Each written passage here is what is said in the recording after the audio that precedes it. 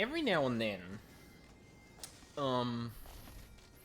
this installation of Windows just loves to think that my microphone here is a new device. It's happened 3 other times now, and the reason I know how many times it's happened is because it keeps incrementing the number in front of the mic, because it thinks it's a different device every time with the same name. So this is number 4 mic now. Why? I don't fucking know.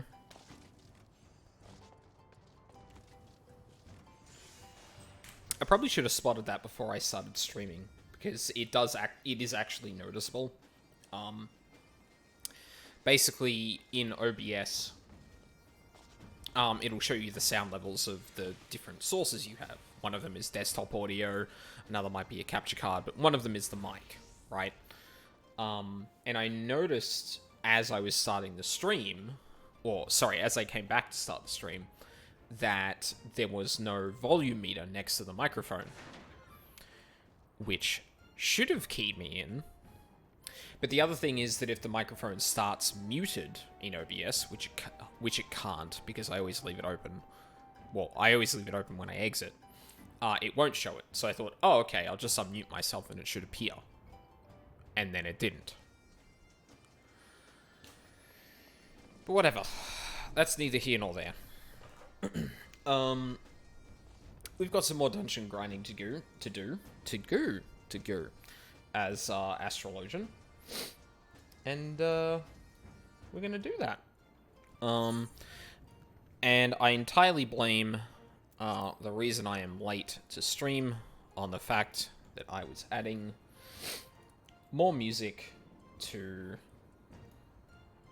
my dungeon playlist. Where are we gonna start? We won't start there immediately. I want to go through some Somnium Files music first before we do that. System audio. Shut up, BGM. Although you should be louder. Have I got the PC? Hang on. Oh no, I did have like the PC speakers up way too high. That makes sense. Alright. I forgot to start a program. Oh, I'm really good at this streaming thing. It's not like I've been doing it for a year and a half-ish. Probably a bit more than that now, actually. Paused. Yep. Uh-huh.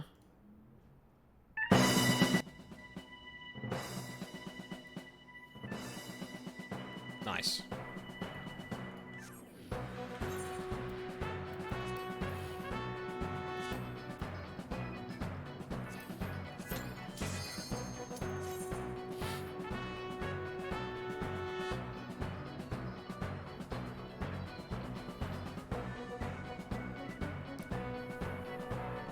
Is that a goo crown? Hello, ma'am? Like, I saw that, and but then I registered that it was jiggling that much, and I'm like... Is that meant to be... Is that meant to be doing that, or...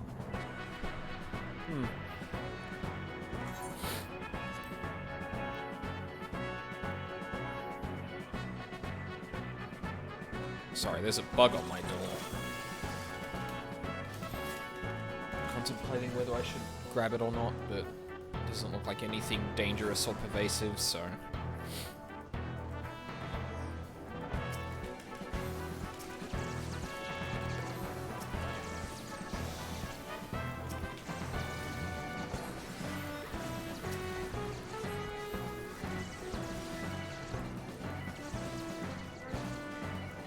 What? Why am I... Oh. Okay. For some reason I wasn't in diurnal stance.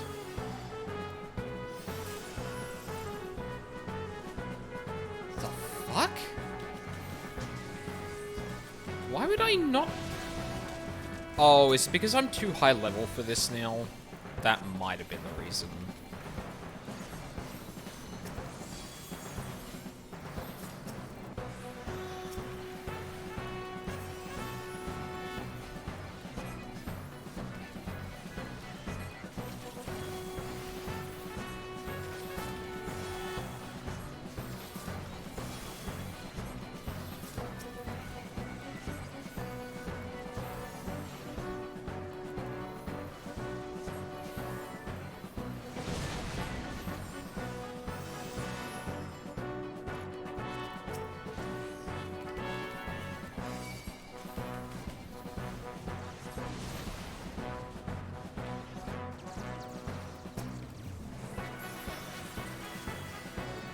Thank you.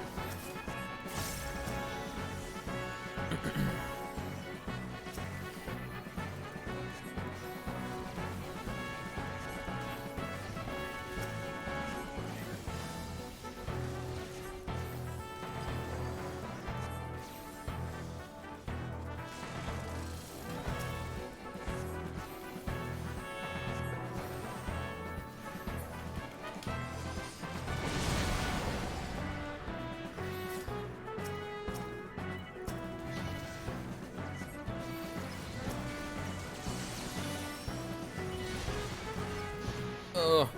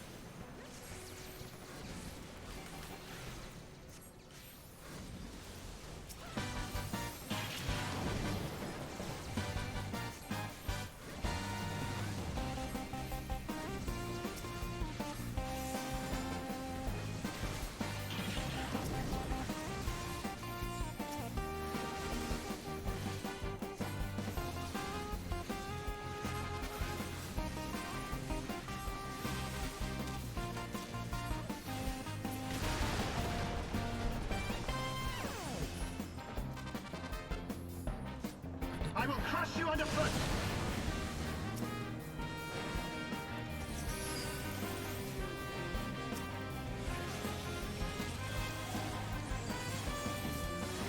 Oh my god. There is nowhere to run! Enough! Can you withstand this?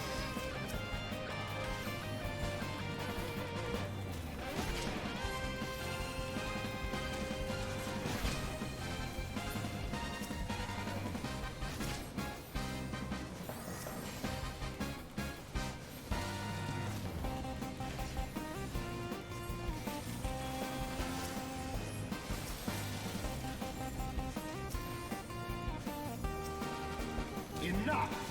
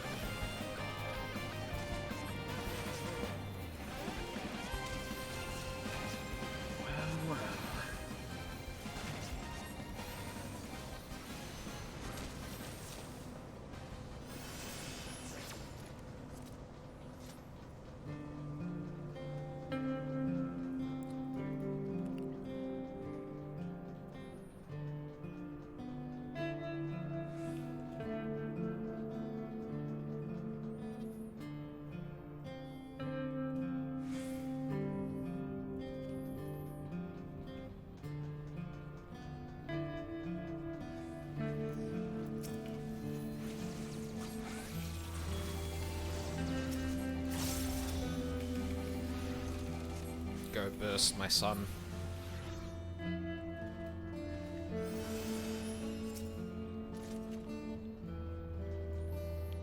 Ooh, they have one of the twins' haircuts. Oh. Did that?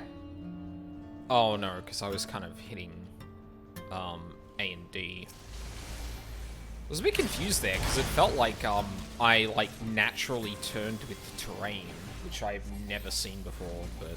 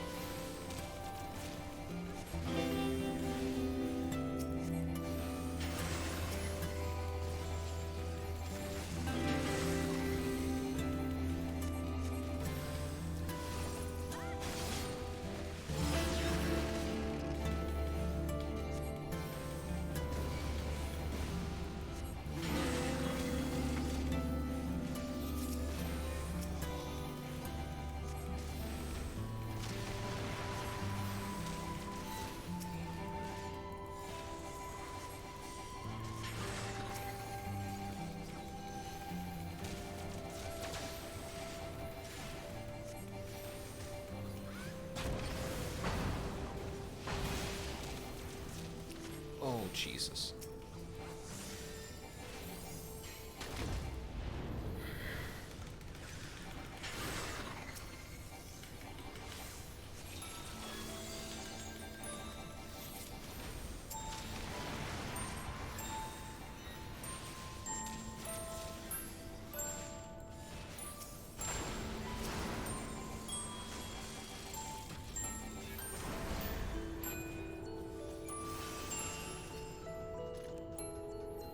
Honestly don't know if a healer should be doing that mechanic as well, but I guess the alternative is that someone just dies because they don't do the mechanic right, so I should probably be getting that.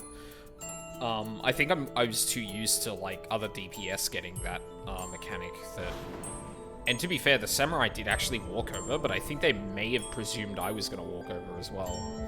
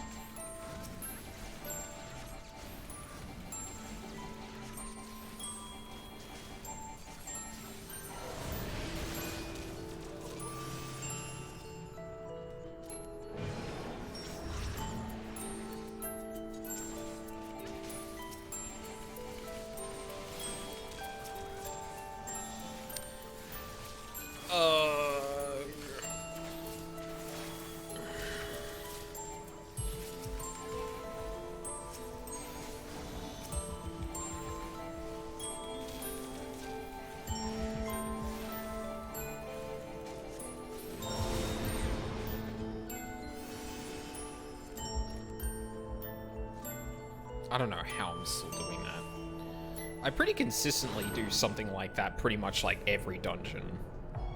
I'm actually kind of disappointed in myself for keeping that up somehow.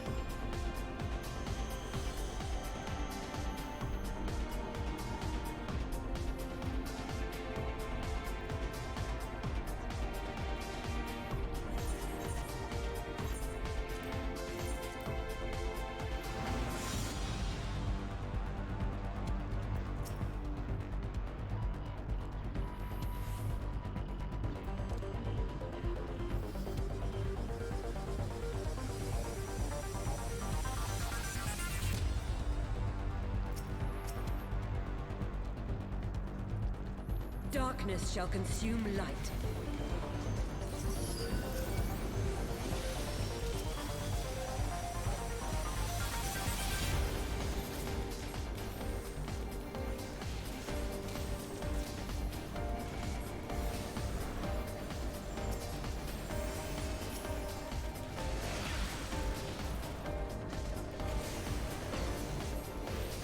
Your light shall burn. Damn this frail flesh.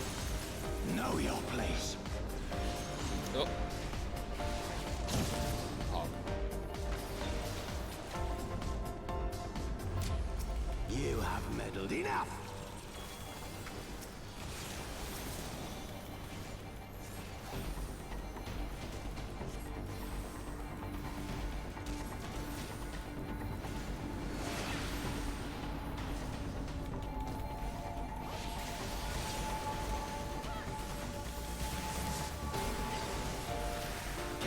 Shall reign forevermore.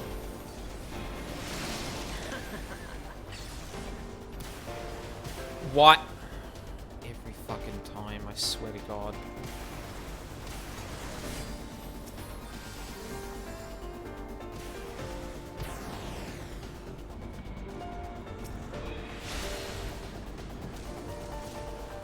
You'll not defeat me again.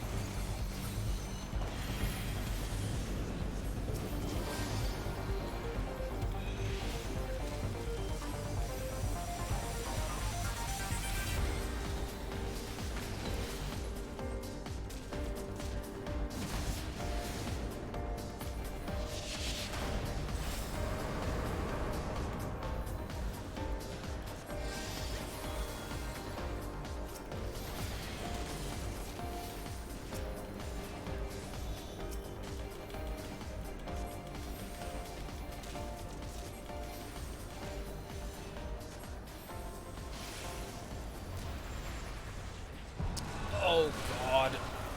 Oh, that's bad. Oh, Jesus.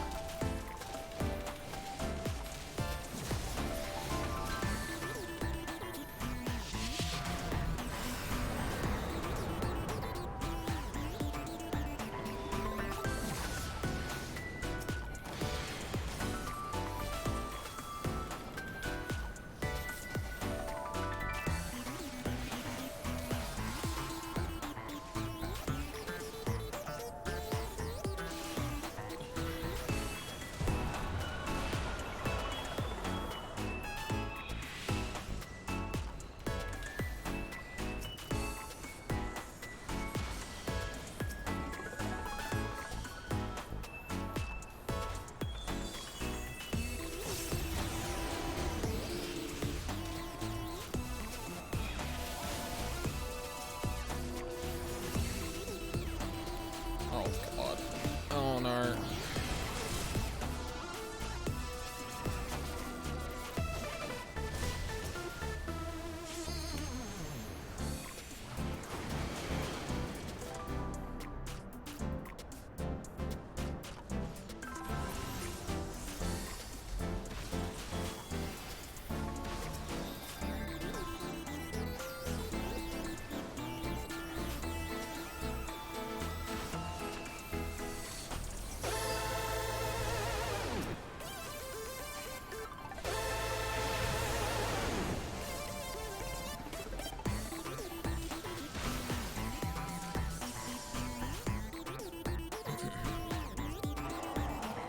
I thought I had that, extra cooldown.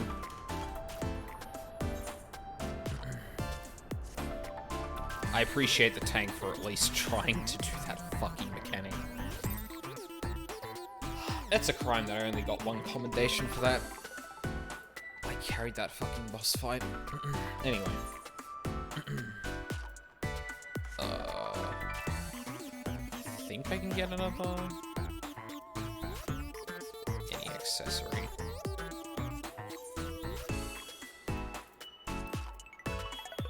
Yeah.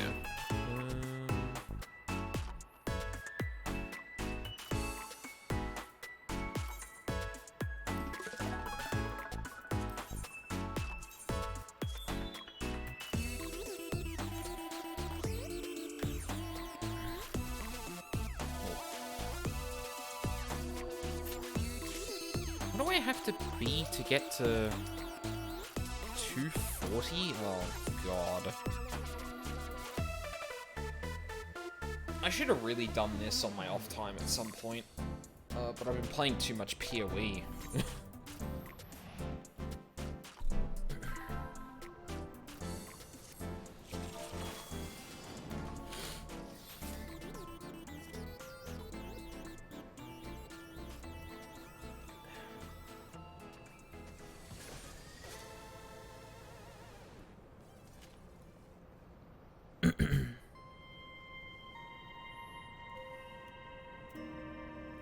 Sorry, I had to check my mic on Discord for a sec.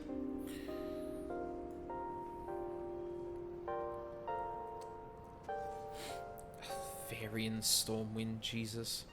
Are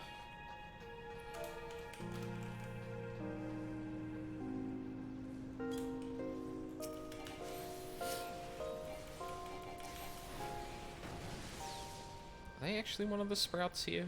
Yeah, they are.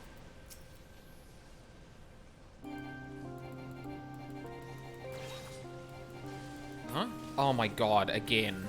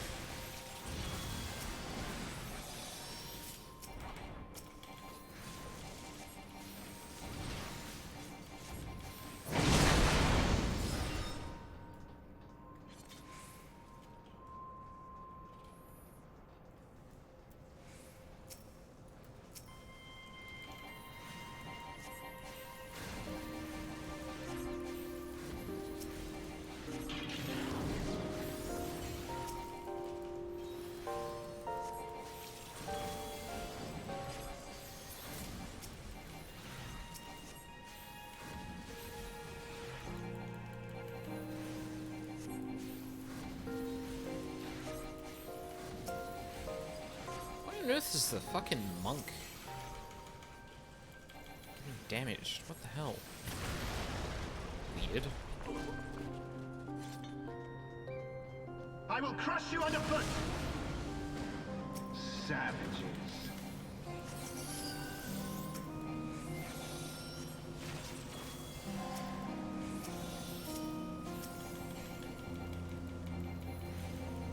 There is nowhere to run! Can you withstand this? Enough!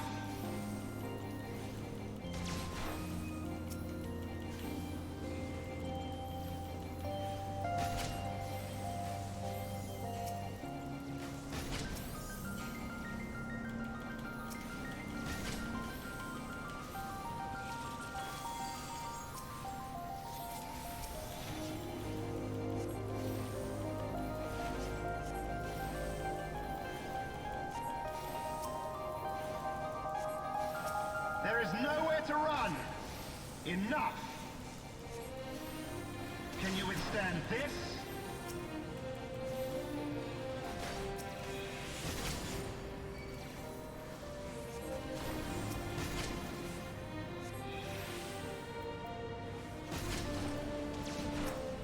Why is the samurai just, like, constantly taking damage?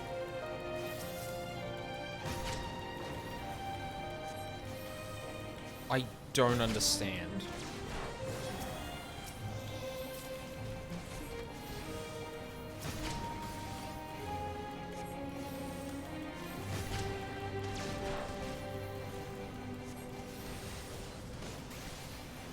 In the name of the Emperor!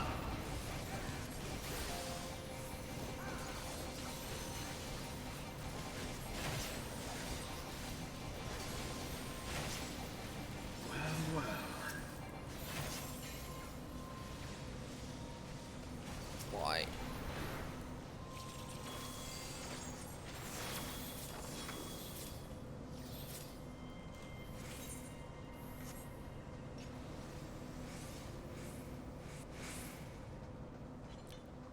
This is gonna be a fun dungeon.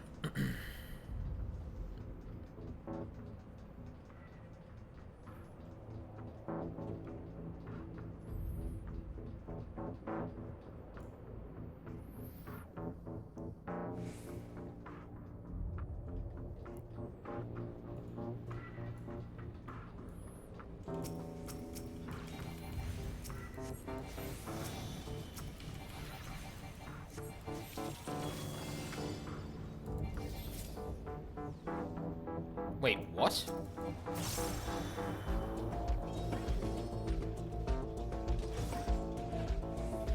Was the samurai not in combat? What the hell?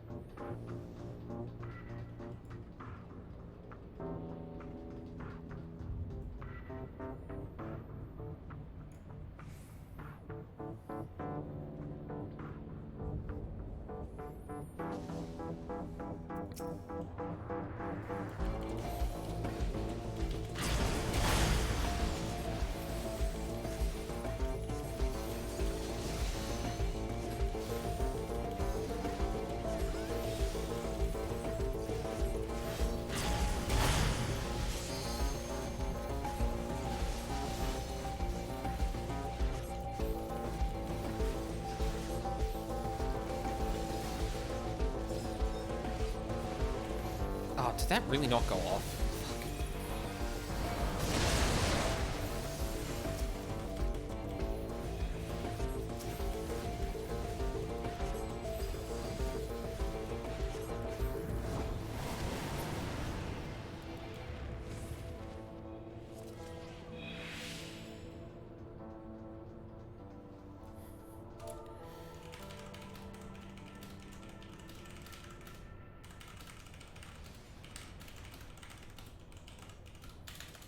Way otherwise get petrified.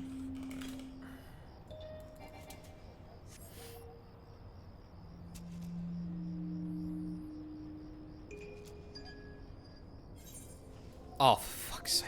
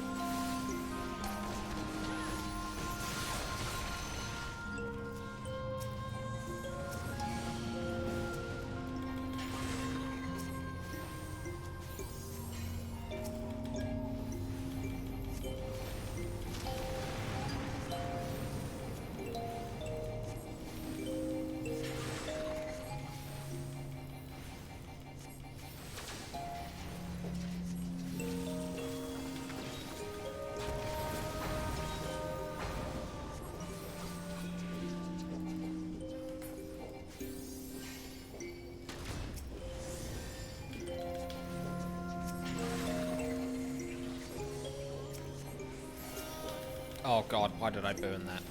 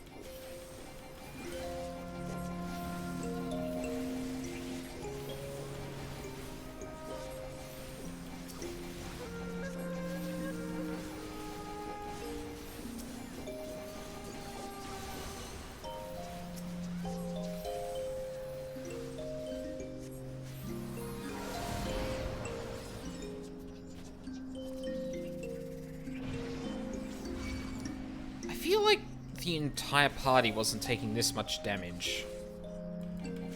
Even in the very last dungeon I did.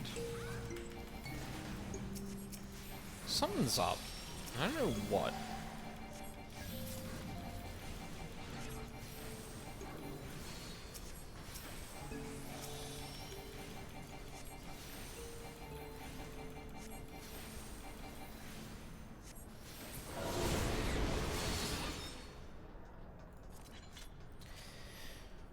Maybe it's because it's all melee and I'm just happening to get cleaved as well? I don't know.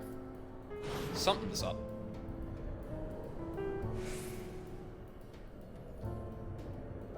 Something is up.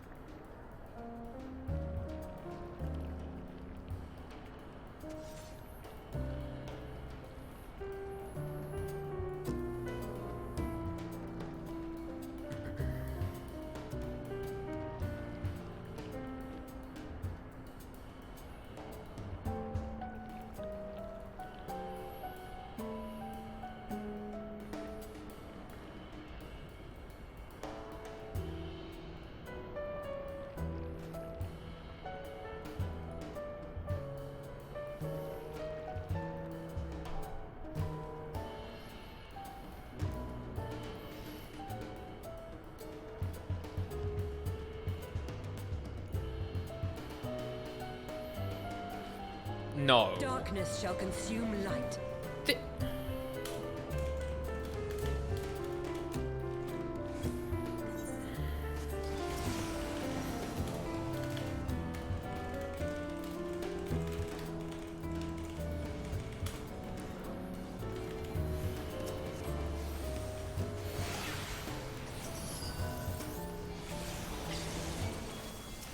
Your light shall burn no more.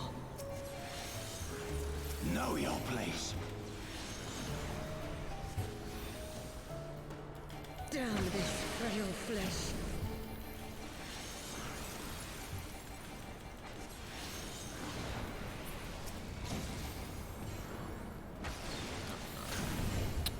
You have meddled enough.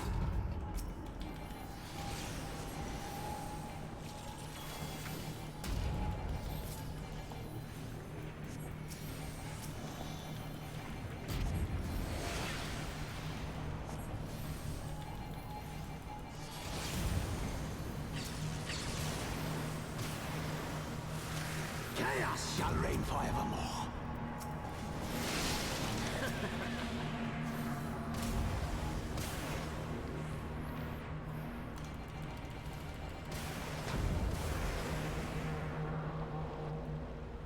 Oh no.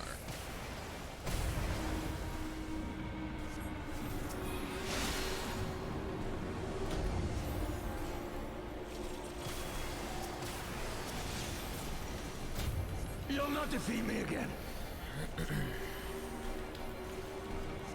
Your quest ends here.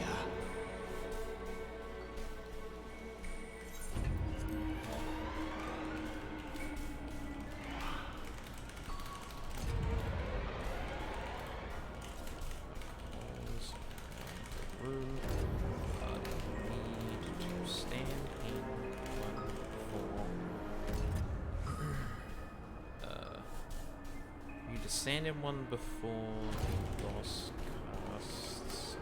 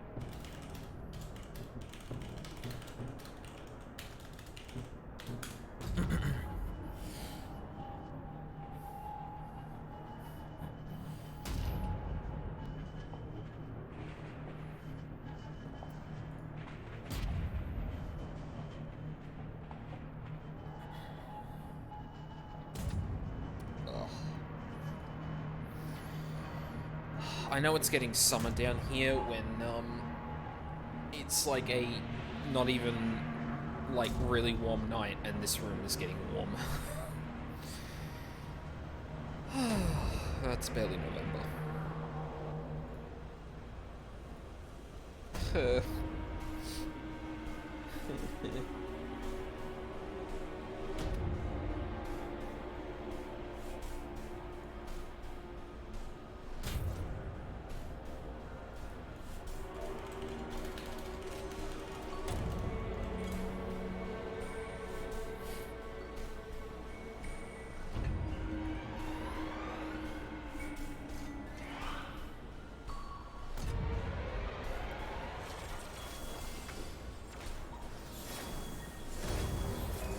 Damn it.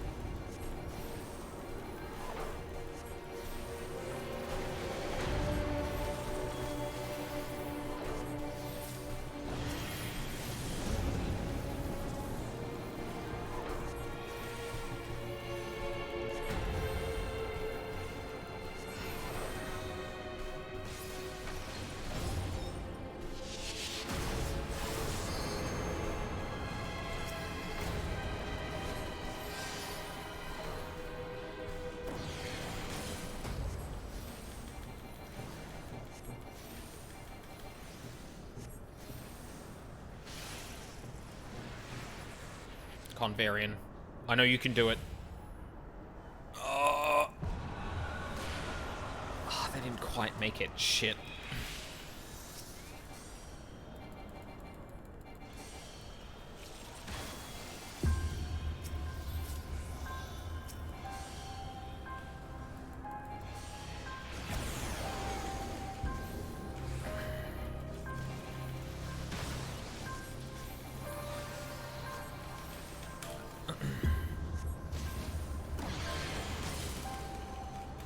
Boss cast time is a little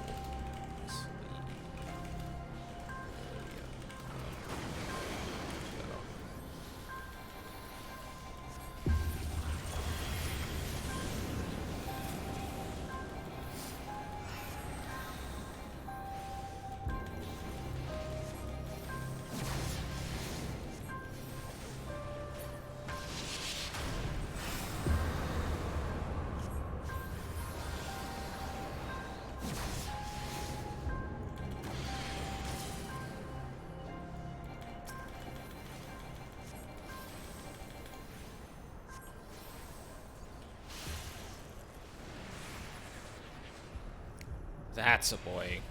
Hell yeah.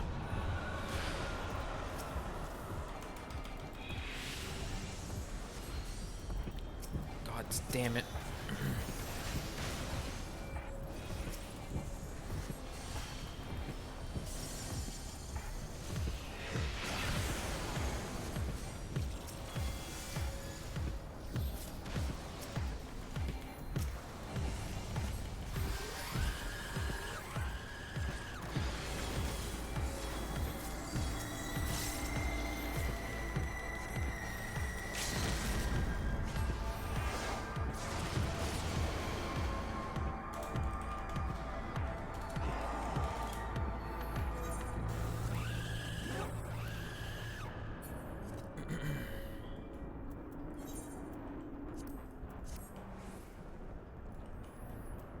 I'm giving that to Varian because they did good.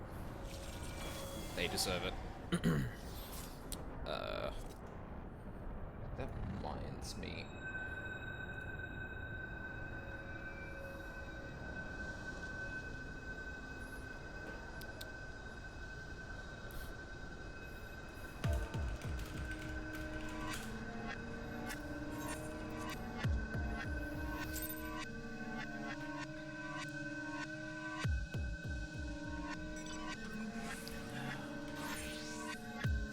Oh, nice. More poetics.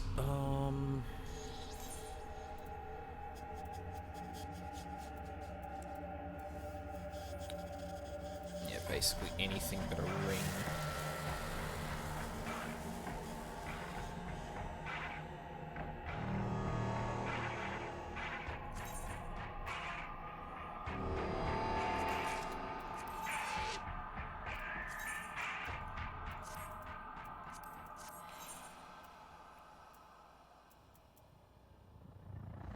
Oh. Oops. Should probably be going for pants. How much are pants? A lot, as it turns out. 510. God damn. I mean, they're worth more because I'm upgrading a lower thing, but they're also more expensive, so like... Oh god, how does the math work out? They're almost double the price, so like... I feel like actually getting the, accessories upgraded first is actually the cheaper option, but... Sure does end up leaving me in the dark a fair bit. Also leveling incredibly slowly because I'm not doing level 61 dungeons.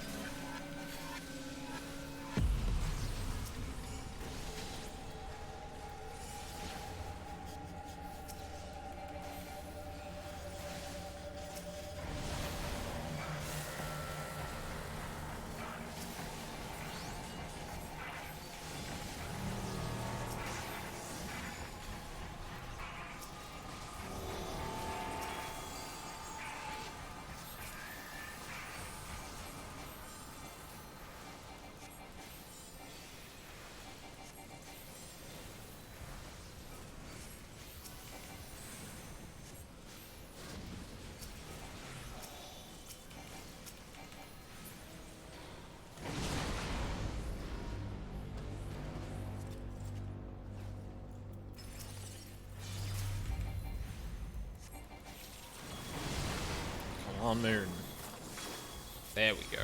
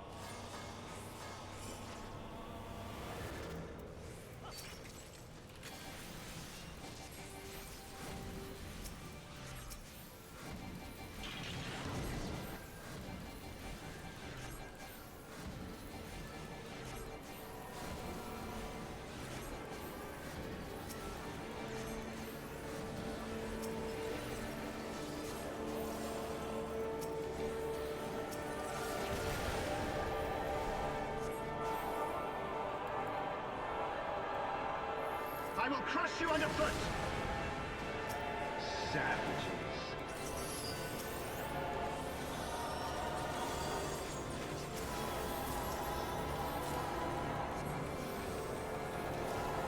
Enough!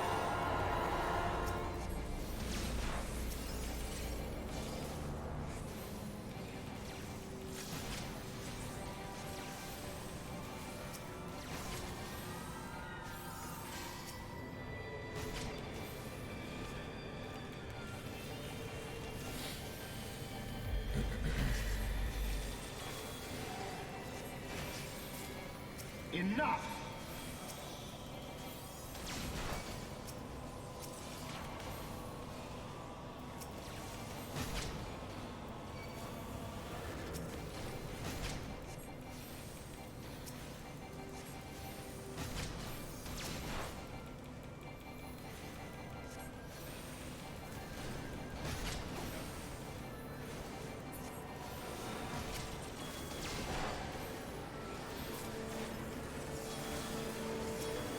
In the name of the Emperor!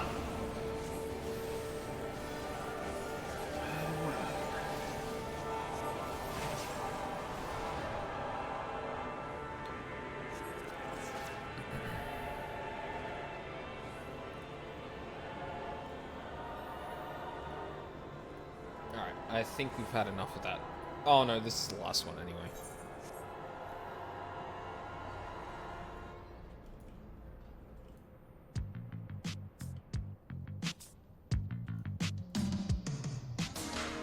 Oh, actually, that's been too loud for the stream.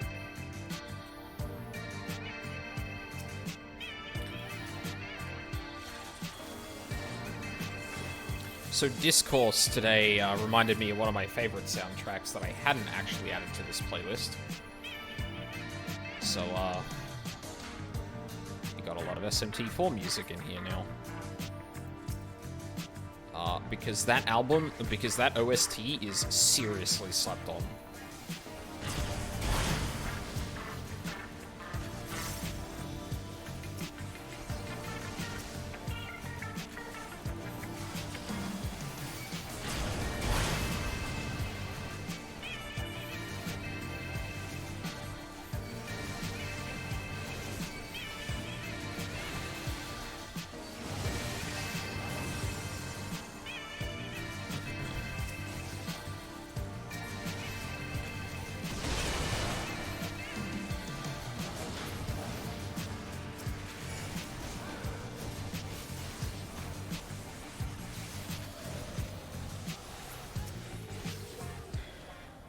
Why does this shithead with the bow always survive?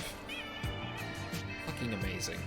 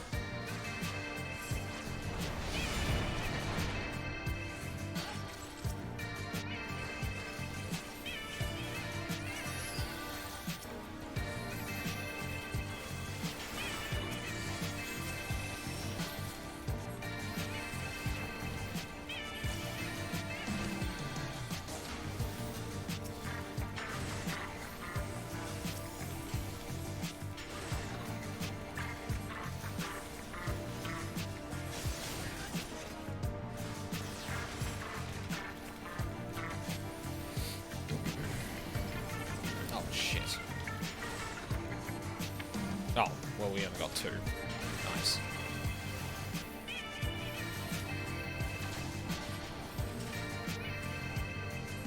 Oh, God. Please, someone. Oh, thank you, friend. Don't... You can't even share that with me. What are you doing? Good lord.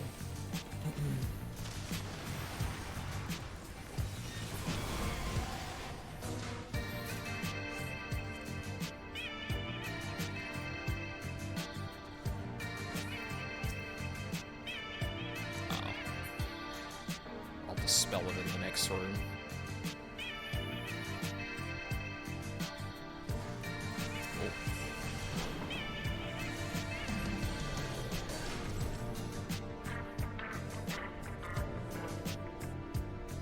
Wait, is that the same tank as last time? I feel like that is.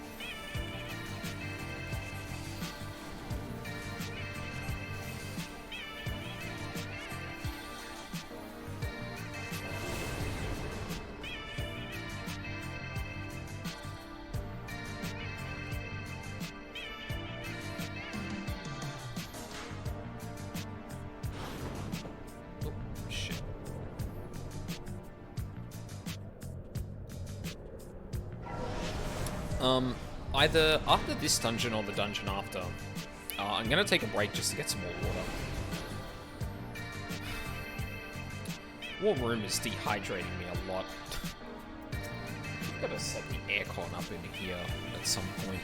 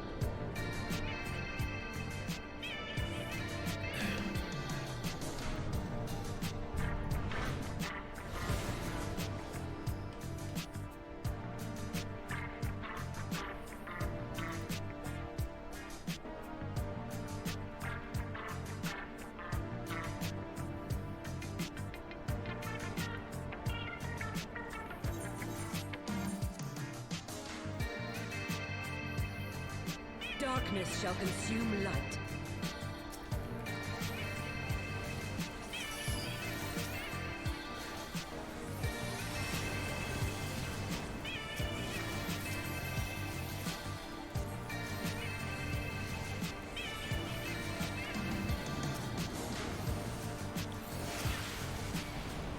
Damn this frail flesh. Your light shall burn no more. Know your place.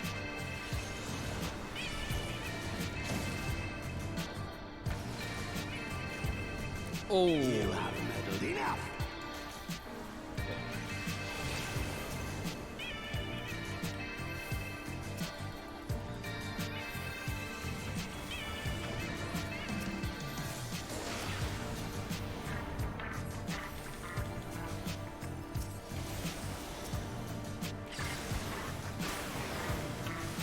Chaos shall reign forevermore.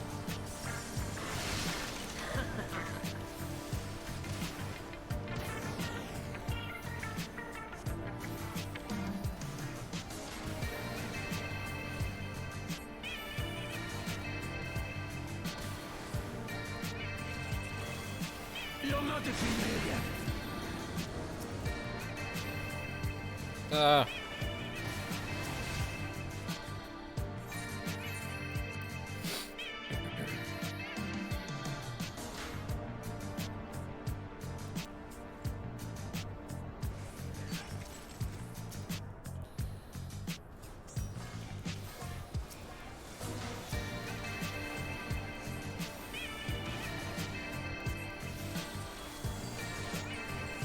Burn. Fuck.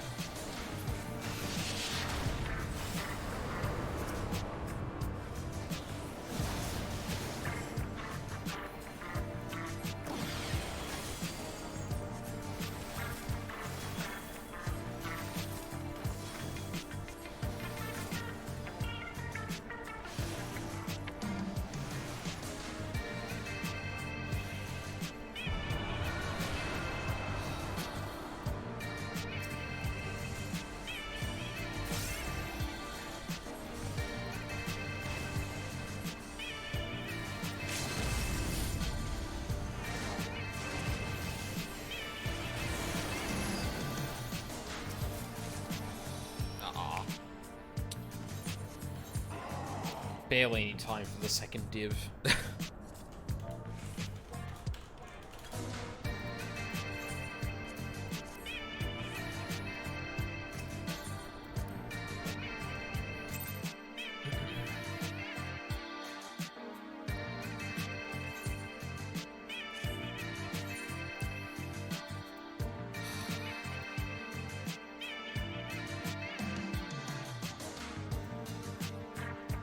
Actually, I'm level 61. Can't I just... hang on. Maybe I can do a better... maybe I can do something smarter. Where can I buy... Stormblood. Level 60. Yeah.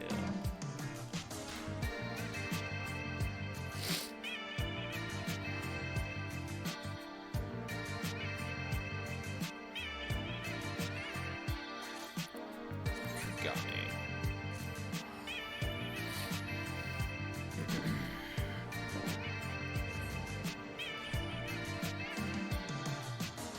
I prefer not to be grinding the fucking...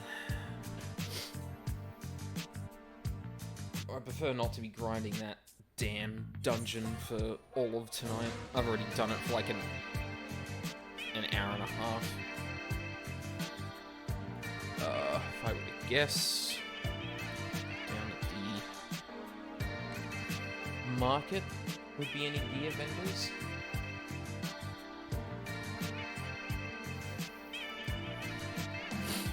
Another person said Rog's Reach, but I guess I'll... Marion... maybe the Arms Dealer? Or the Armorer? Cycle of Magic. Oh, you're kidding. Okay. You know what? Let's try Rog's Reach then. Dang it.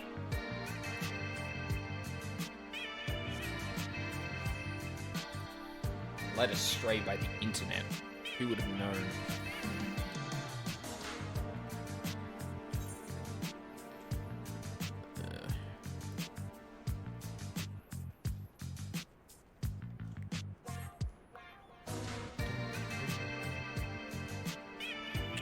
Nope, those tombstones.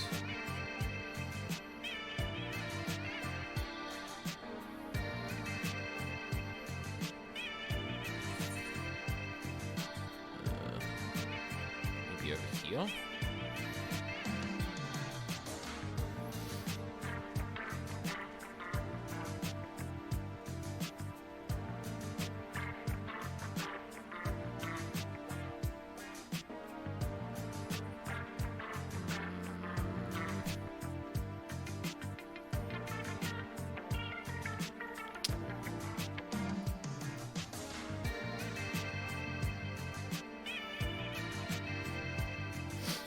Castrum Oriens.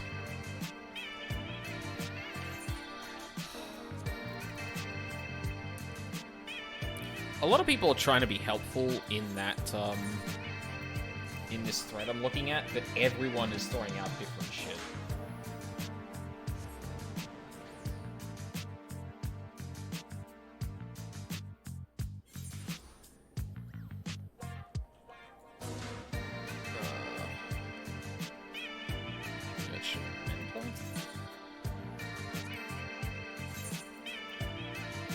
Oh yeah, level 60 Gil.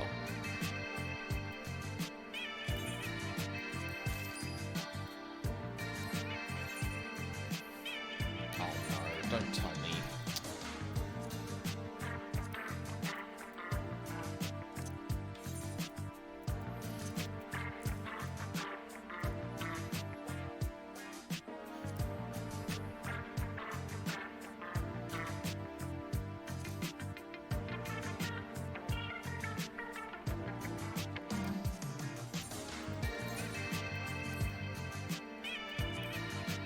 Ooh, leggy.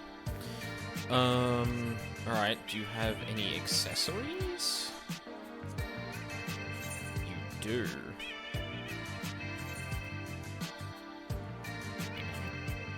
Earrings of healing. Necklace of healing.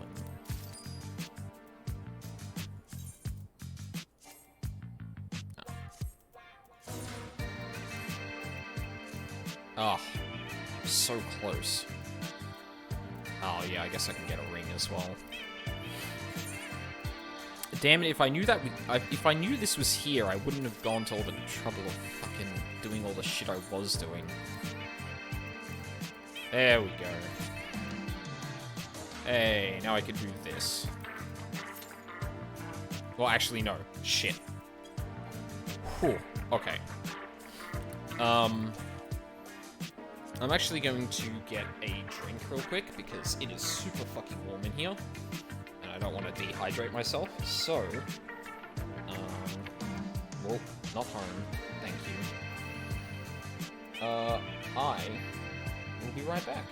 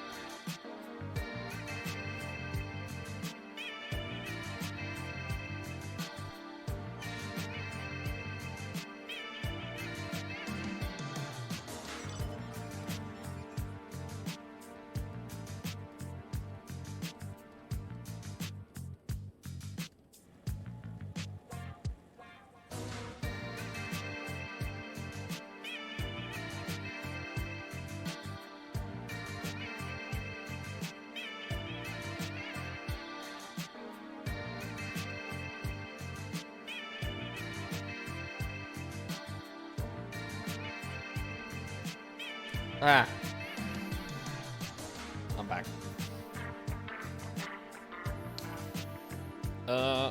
Okay. Time to actually do Stormblood dungeons. Also, I think we've had enough of the black market for now.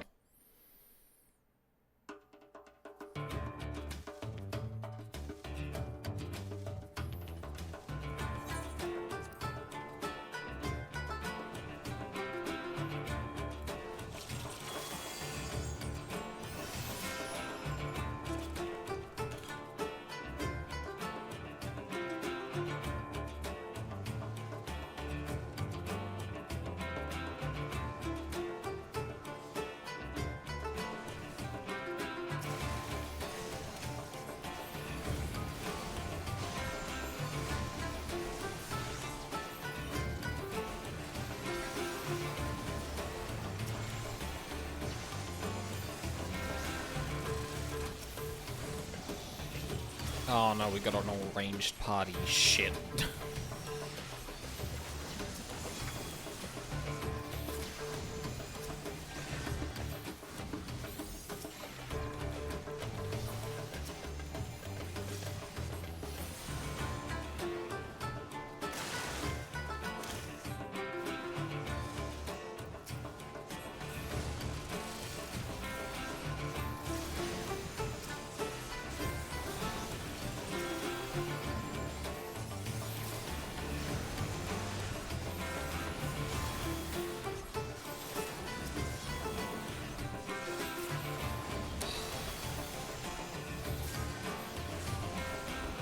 Just give me the moon, god damn it.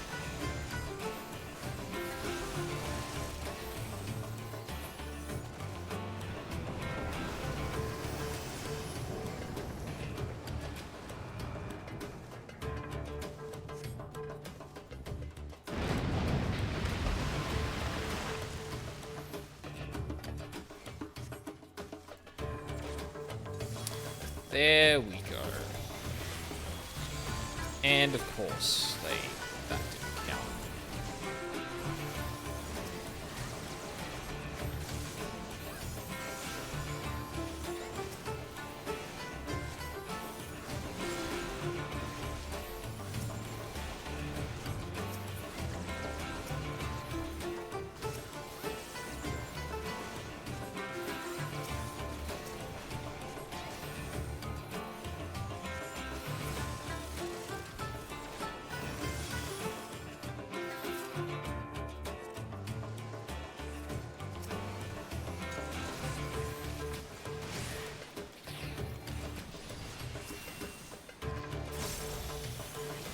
There we go.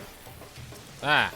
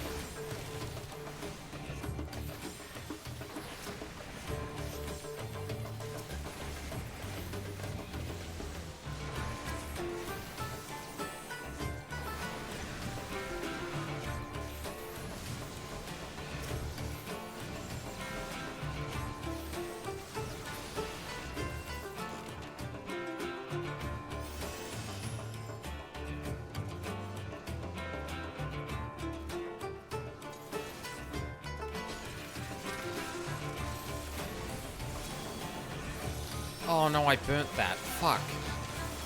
Oh, god damn it.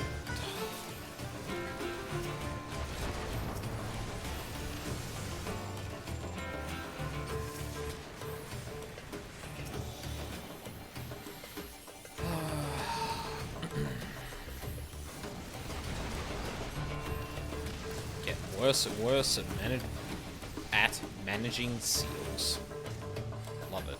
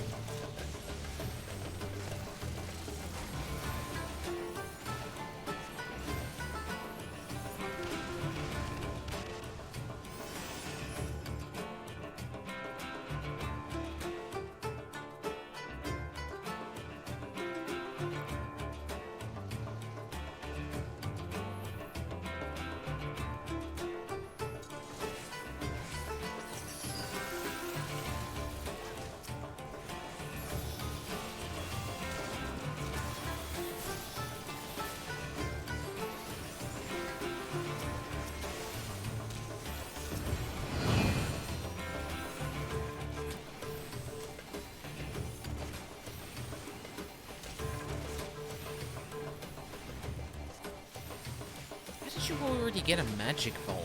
What?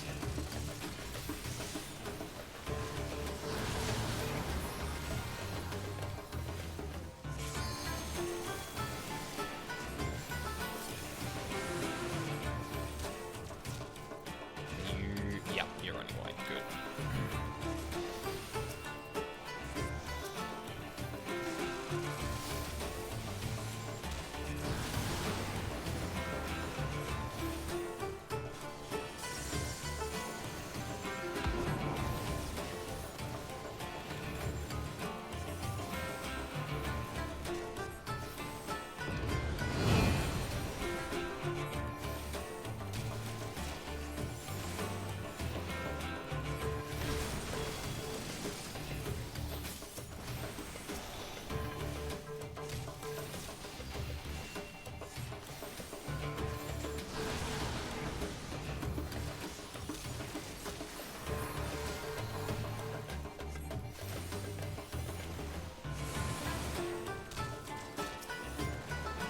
Wait, what? Oh! Oh, shit! I didn't realize you could counteract that whole mechanic with fucking, Shorecast. Huh. Alright. I learned something new today.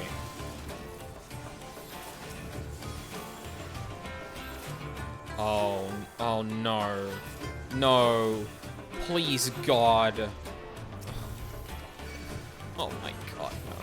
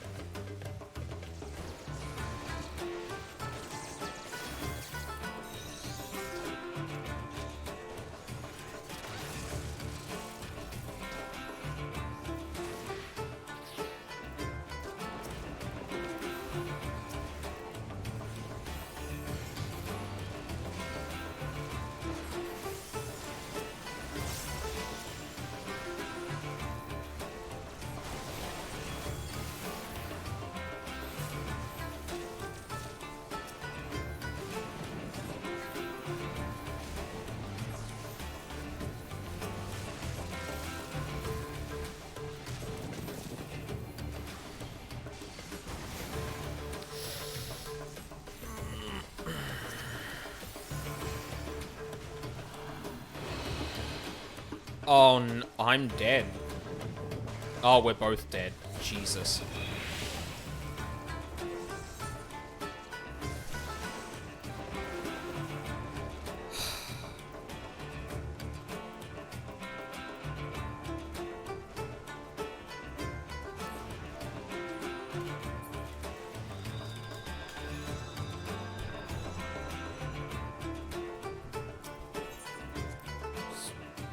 Tank didn't interrupt the fucking... The fucking cast. I can't do anything about that. I had to take a fucking dark cast because this motherfucker wasn't... Jesus.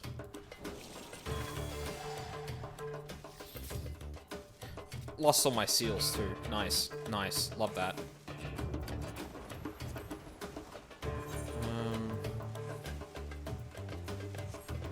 Hang on.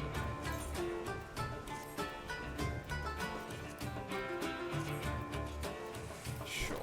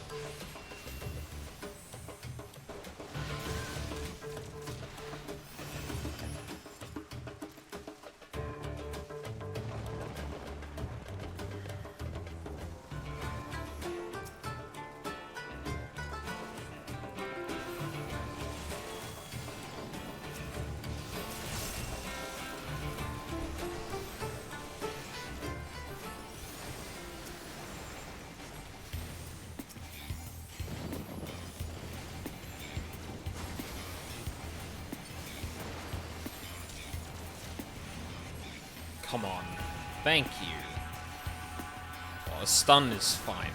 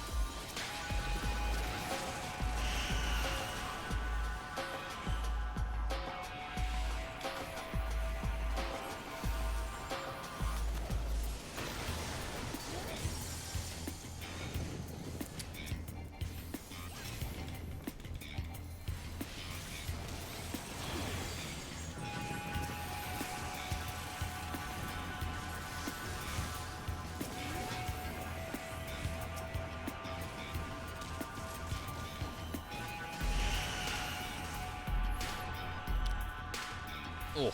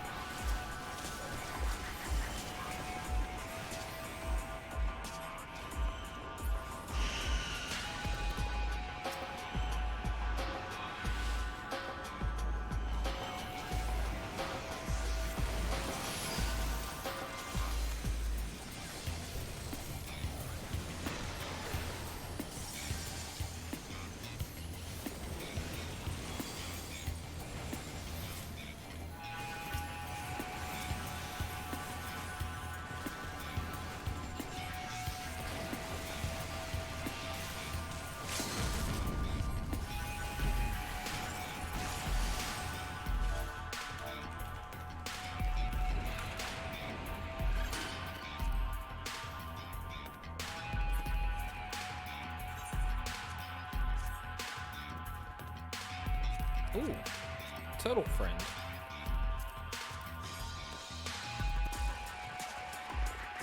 I didn't get it.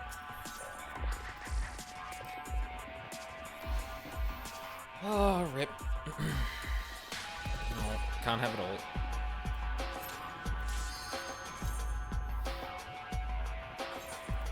What do I get at level 62? Oh, yeah.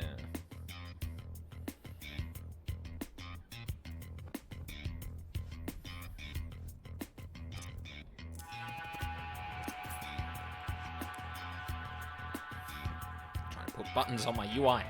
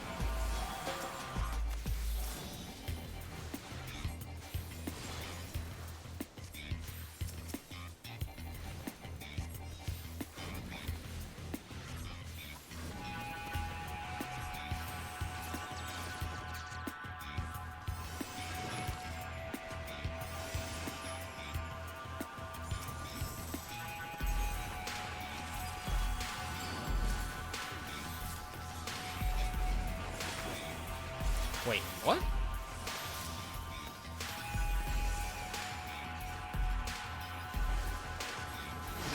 When did I lose? Oh my god, am I losing track of my seals again? That wasn't even a misclick. I thought I honestly hit the right button to, or I honestly thought I was playing the right seal there.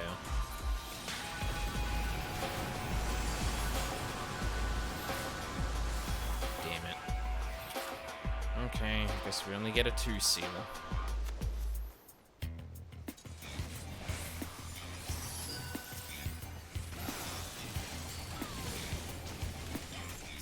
Hello? Oh my god.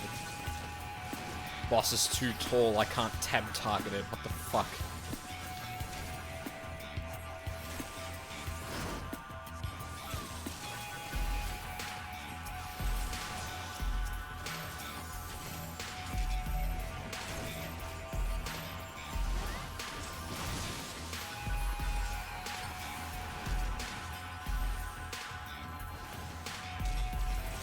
Excuse me. Good. Oh.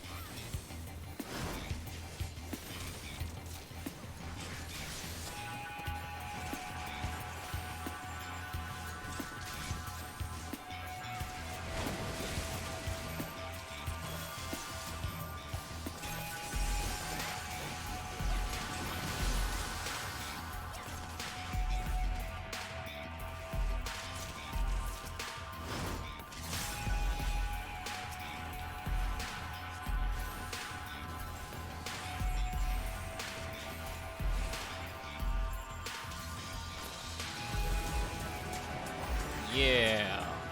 I got the new thing. Now I can actually put it on my bars.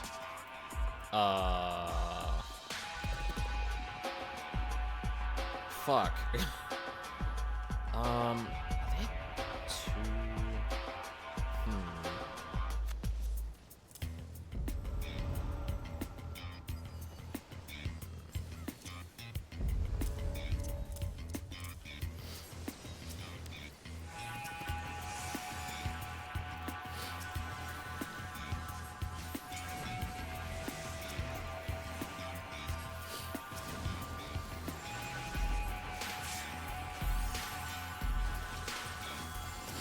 I forgot that this actually does.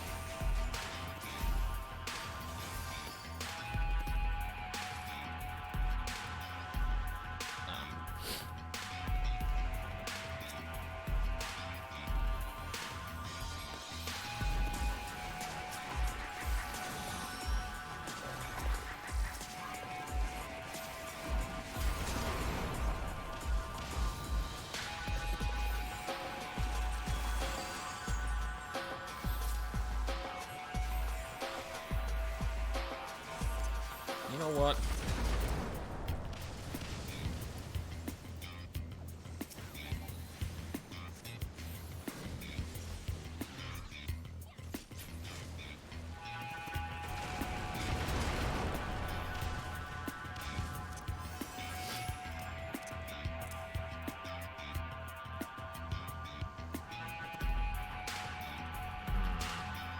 I think I need to rethink what rows these are along.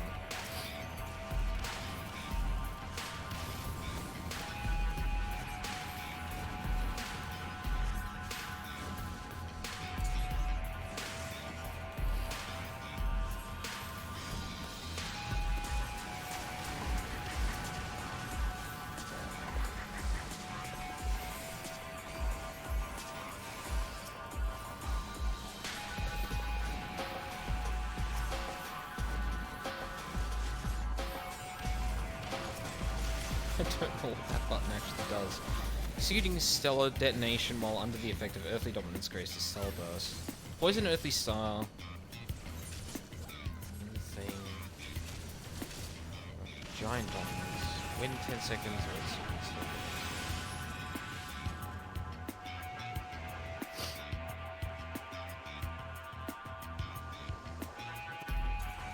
Oh, so is it an AoE heal?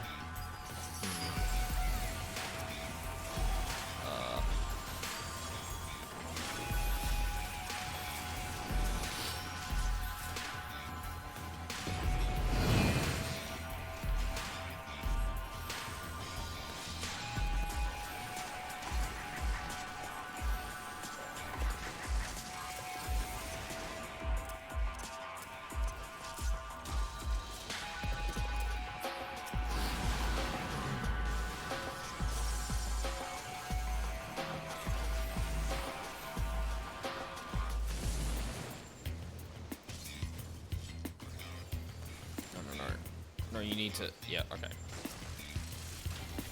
It's almost gonna do it.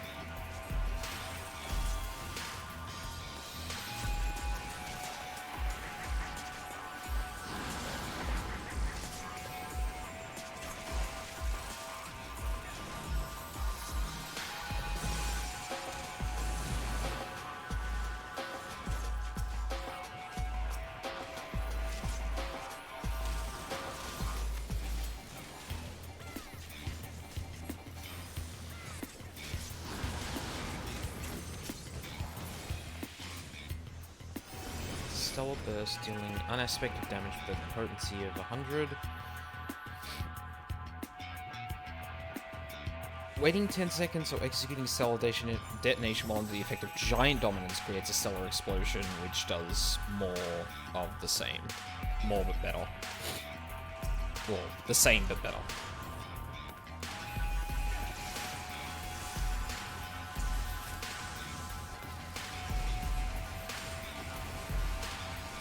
Oh my god.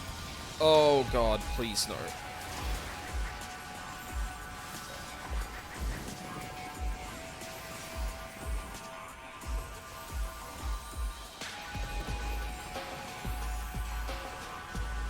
Whew. Okay. Had me fucking sweating.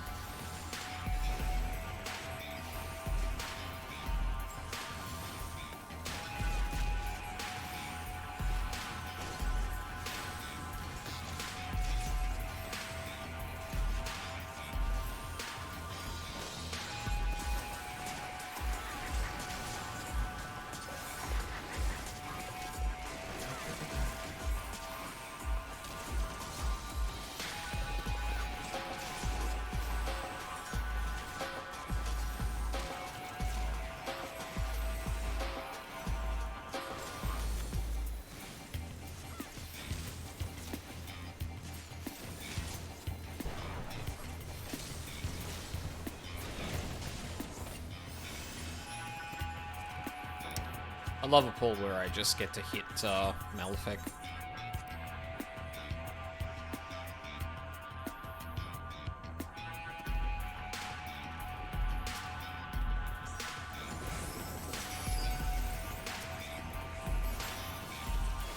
Oh no.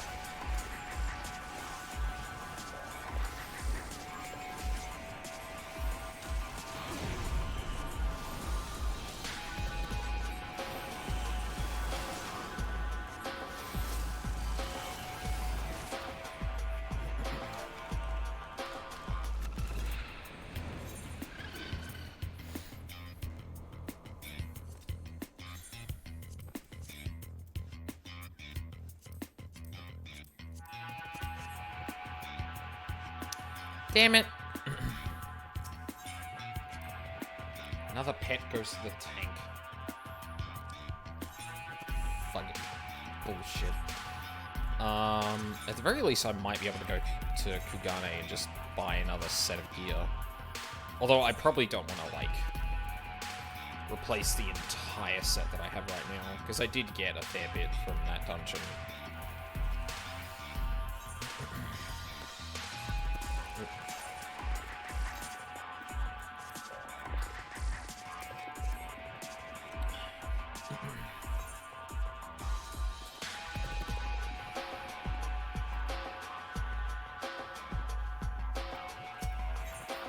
So it's probably a good idea to hang out here, while I dungeon, just so I can,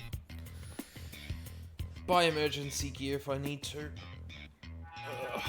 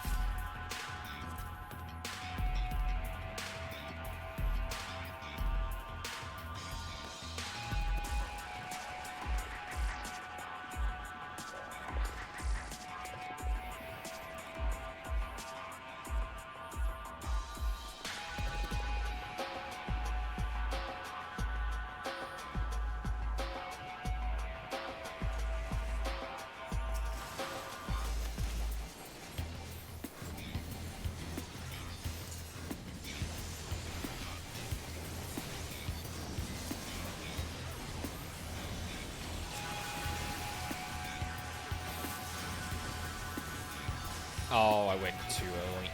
Oh, I didn't wait long enough. Excuse me.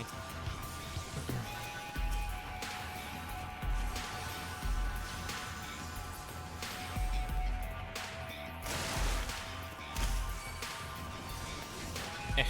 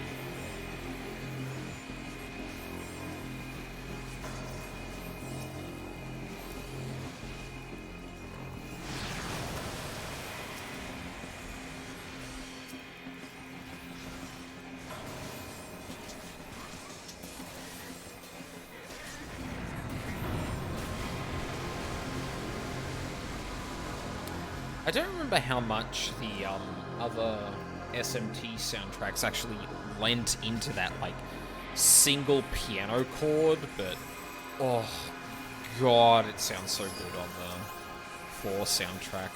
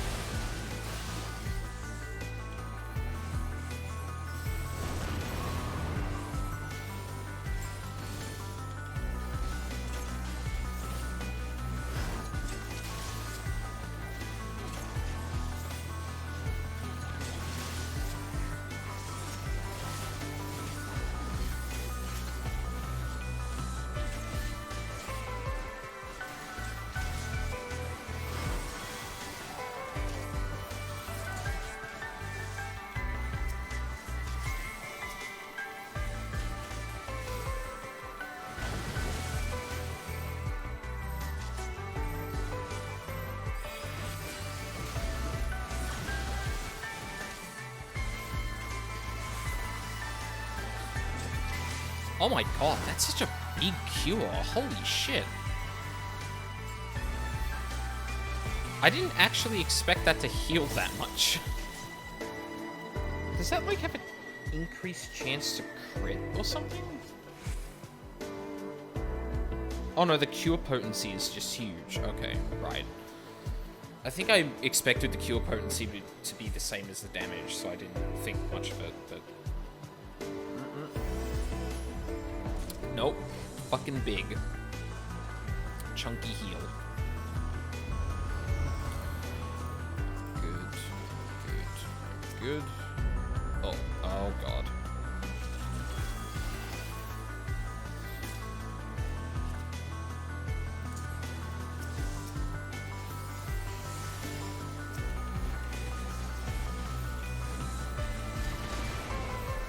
No, no, no, no. No, please stay in the... God. Fuck. No! Oh my god, why would you... Why? Why would you do that?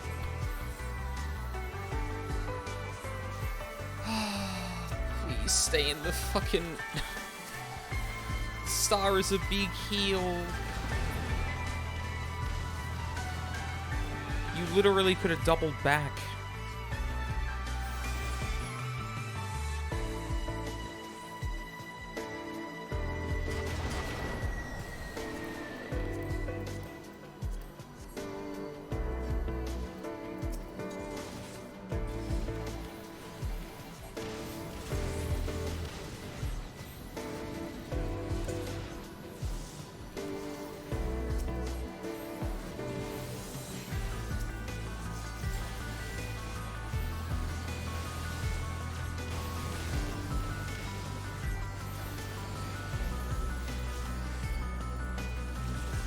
Oh, shit.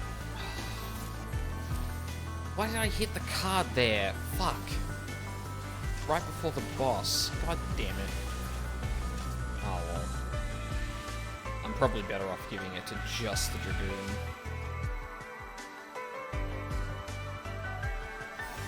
This fucking Gunbreaker.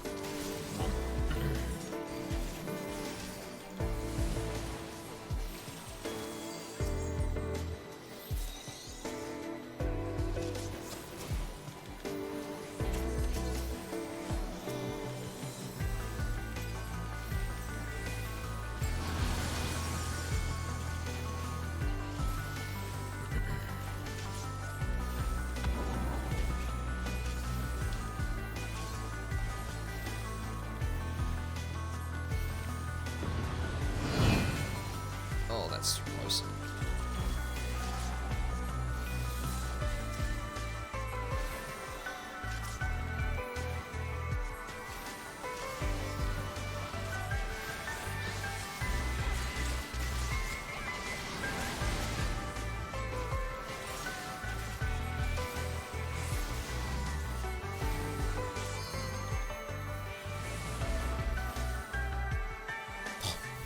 Nice.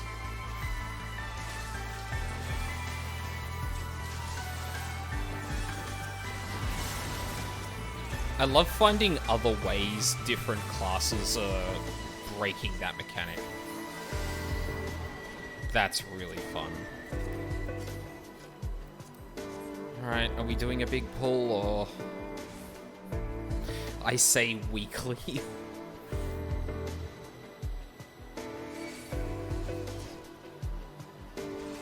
Hi, Dwarven. How's it going? Oh, God. Pray for me.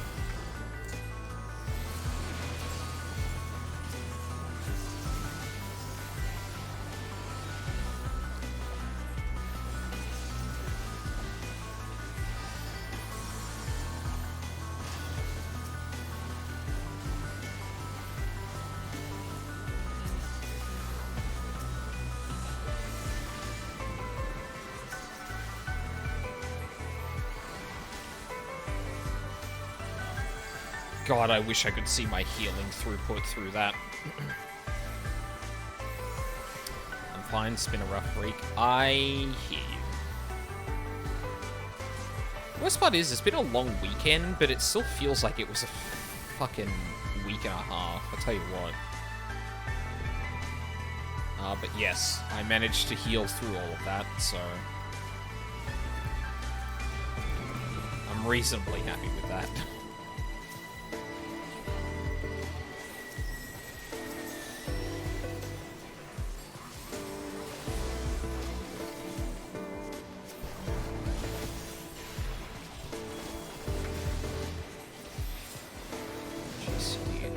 Good.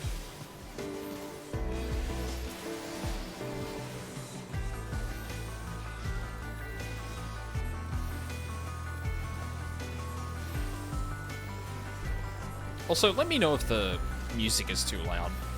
I adjusted it up a little bit before, and I think it might be like a tad loud compared to my voice, but...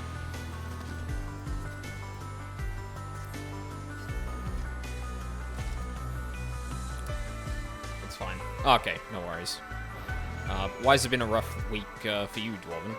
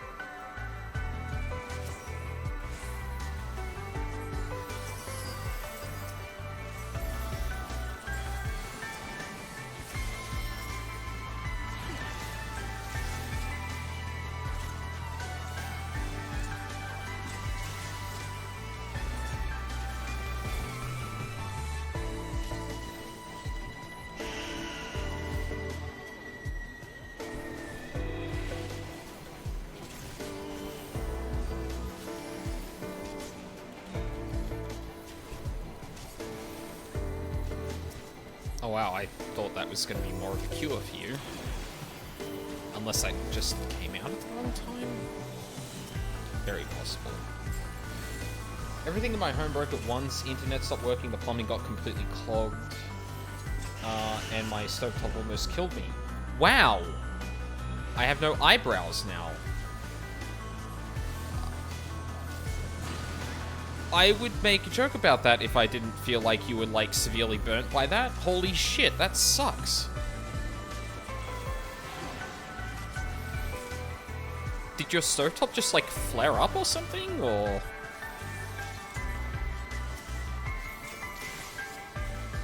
Shit.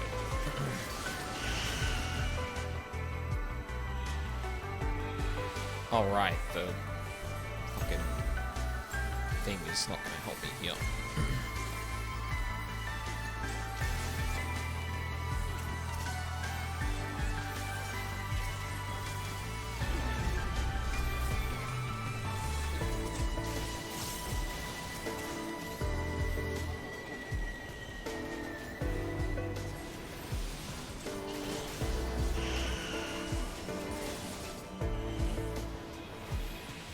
Oh dear.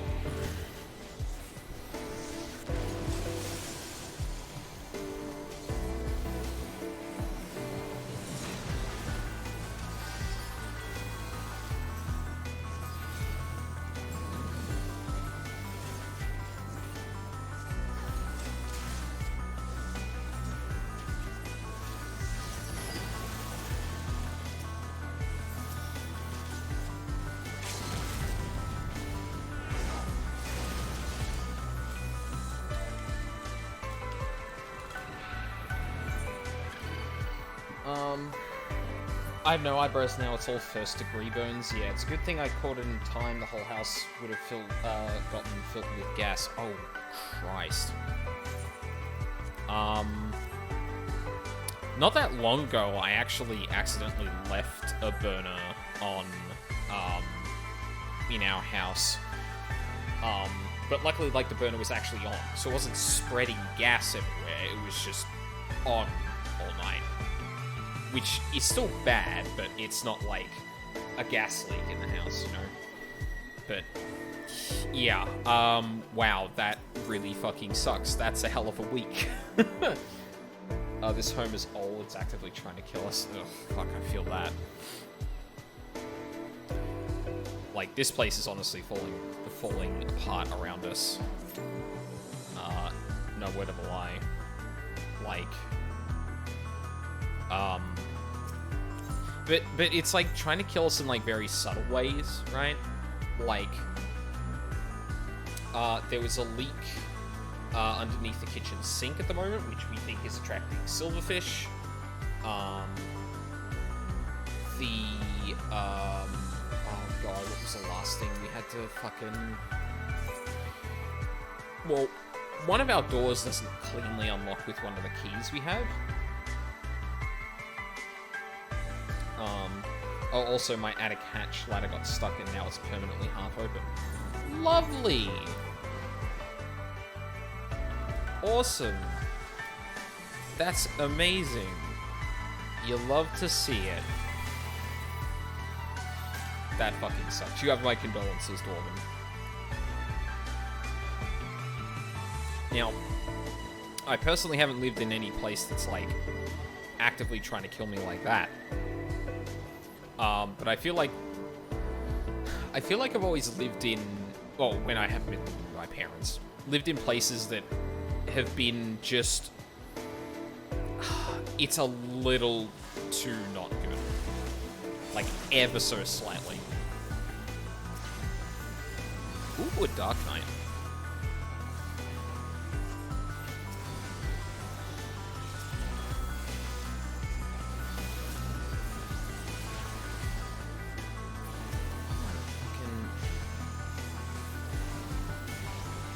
What point are you in the story again? I am current. On this character hasn't gotten to the very end of current content, but I have seen all the way up to the second lot of credits for Shadowbringers. So yeah, I'm just like leveling stuff. I still live with my dad and grandpa since it's too big of a house for only 2 people anyways. Yeah, I getcha. Definitely fair. Yeah, the place my parents used to live before where they moved at the moment, it was a 4-bedroom family house, but it was for, you know, 4 people, 2 adults and 2 kids, not 4 adults. And since then, since I moved out, they have since moved a good hour and a half drive away. So, you know, definitely wasn't moving out there because work is not close. Yeah, so I've been living with a close friend of mine for a good while now. We've been renting for the entire time, and it's been a little hit and miss, not gonna lie. Not gonna lie.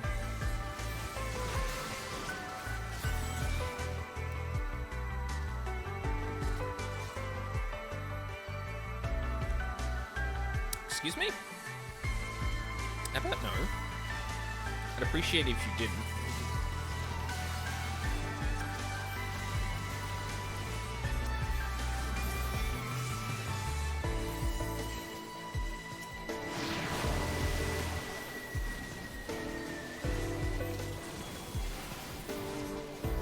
moving isn't really an option in our case because the house is a really good home in theory, but in practice it's a death trap, so we get a really bad deal. Yeah, like, selling it off would not be a good idea. You'd have to spend a fair amount of money to get it, like, sellable, and at that point it's kind of a wash with how much you'd actually spend. Yeah, like, leaving it is just a loss. I get that. My parents, from memory, spent a not insignificant amount of money trying to make sure that their place was sellable, and my brother happens to work in, like, construction, although, like, his is more civic construction than, like, you know, sorry, his is more private construction than civic construction, so, like, it's a little different, but, like, yeah. Definitely not a significant amount of money went into that.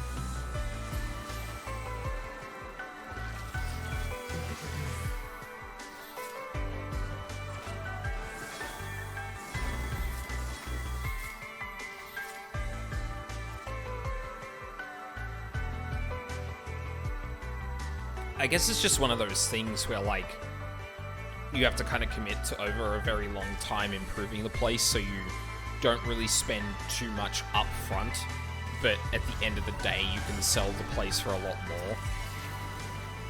Which is obviously a huge commitment, like, don't get me wrong, because, real estate management and repairing a home is actually pretty expensive.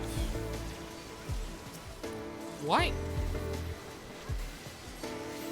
are you two taking so much damage? Holy fuck. Listen, I'm trying to make a joke to the stream here, and y'all are just, like, distracting me with how much fucking melee damage you're all taking. Please stop.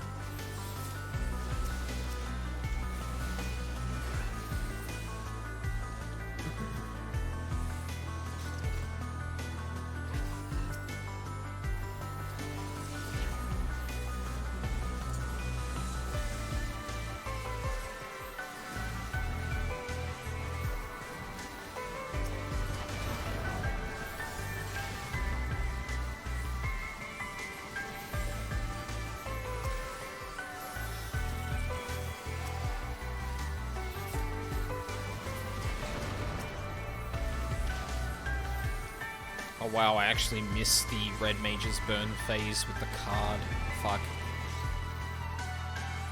We even have a pretty huge garden since we live in front of a lot of land plots for agriculture and have a tiny olive tree patch ourselves. Oh god. That sounds like a lot of work. As someone who had to maintain a good, like, 200 meter? I think it's 200 meter. I'd have to look at the plot again. But, like, as someone who had to look after the garden of a quite large, like, property in terms of, like, the entire space it took up, yeah, that sounds like a fucking nightmare.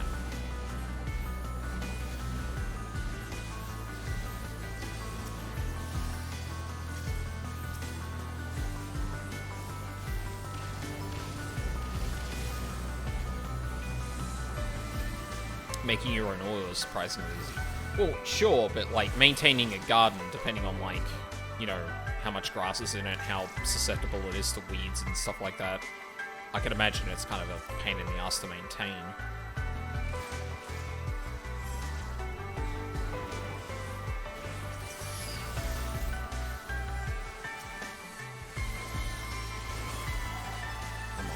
Come on.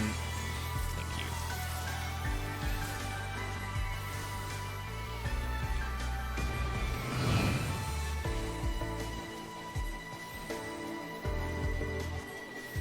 Yeah. Like, hell, it used to take me a good, like, 45 minutes just to mow the last, property we were at.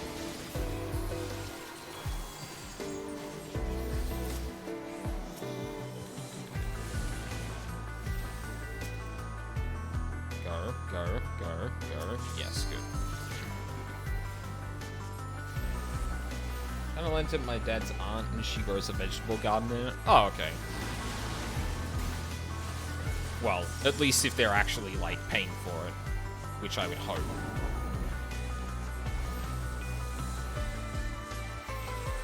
Although I guess, like, you know, depending on, like, the kind of family thing you've got set up to, it could just be a, don't worry about it, but... Considering a long-term plan probably should be, like, making the place a bit better.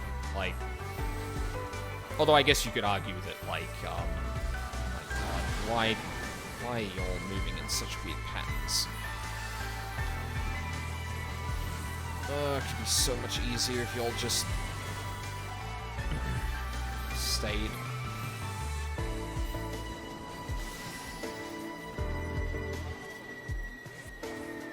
Oh good, I'm not gonna have the star for this next pull. Shit. Fuck.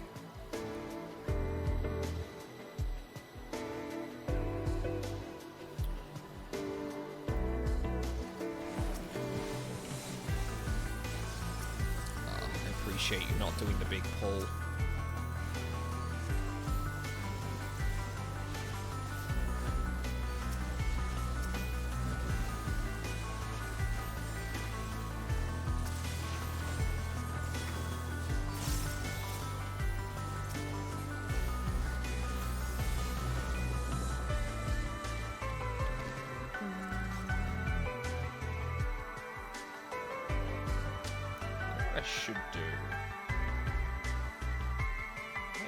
Adjust the opacity of the background? No, of the background.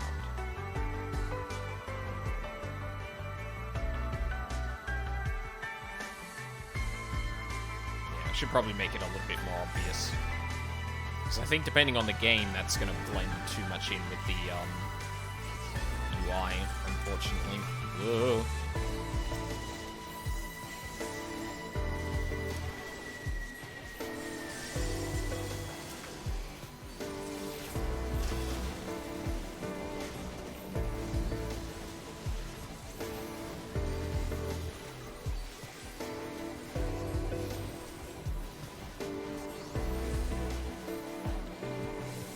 What's the difference between Shin Megami Tensei and Persona? I always thought they were the same game. I'm glad you asked. So they have the same fundamental battle concept. It's probably easier for me to explain when I'm not doing a dungeon. But I will talk about that in a sec. Because I kind of had to think of my words rather than just saying them. Like, at a fundamental level, they're very similar. It's really more like the broad strokes that they're actually different.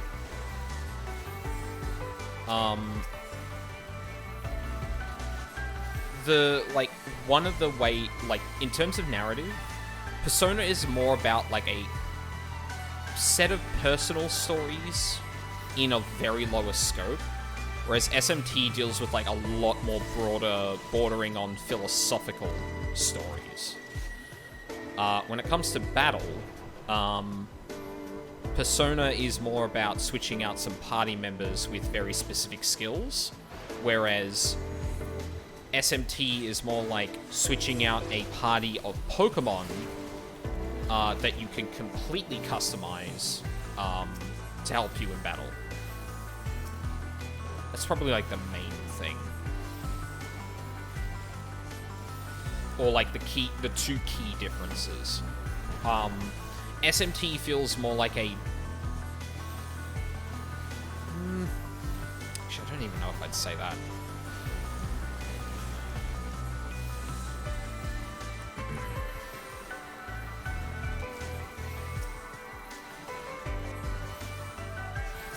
Actually, no, I think that explanation is honestly, like, pretty, like, spot on, honestly.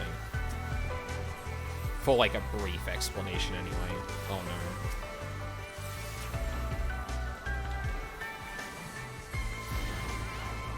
Red Mage got bopped.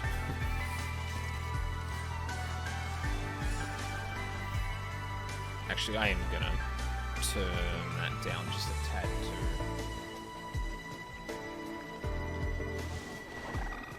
So I think compared to me, it's just a little too loud. Oh. There we go. I think that's a bit better.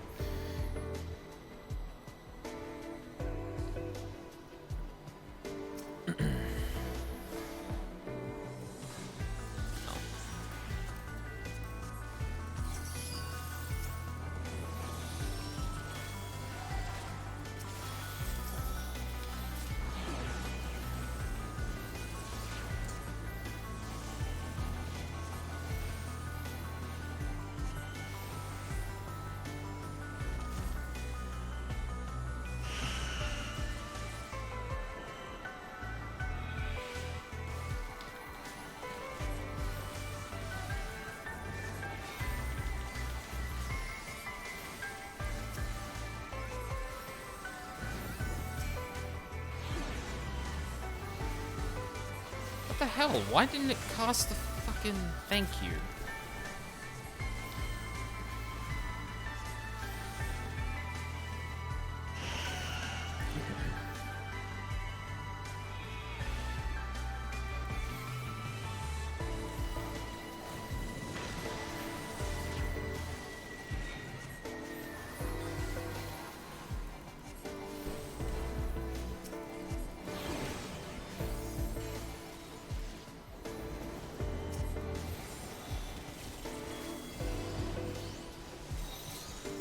Pull you over here.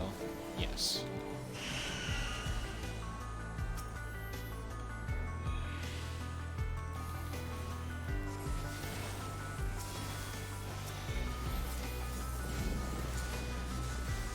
Oh, oh.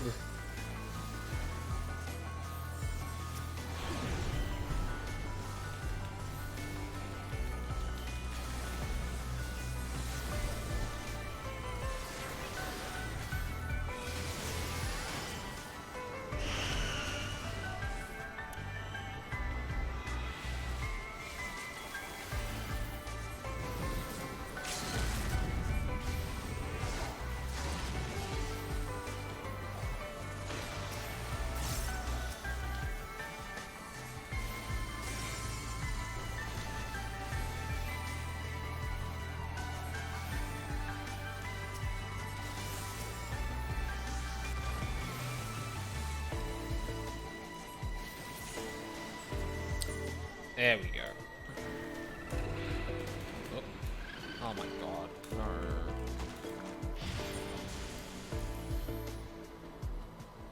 No. Okay. Oh, nice. We can get the next job quest.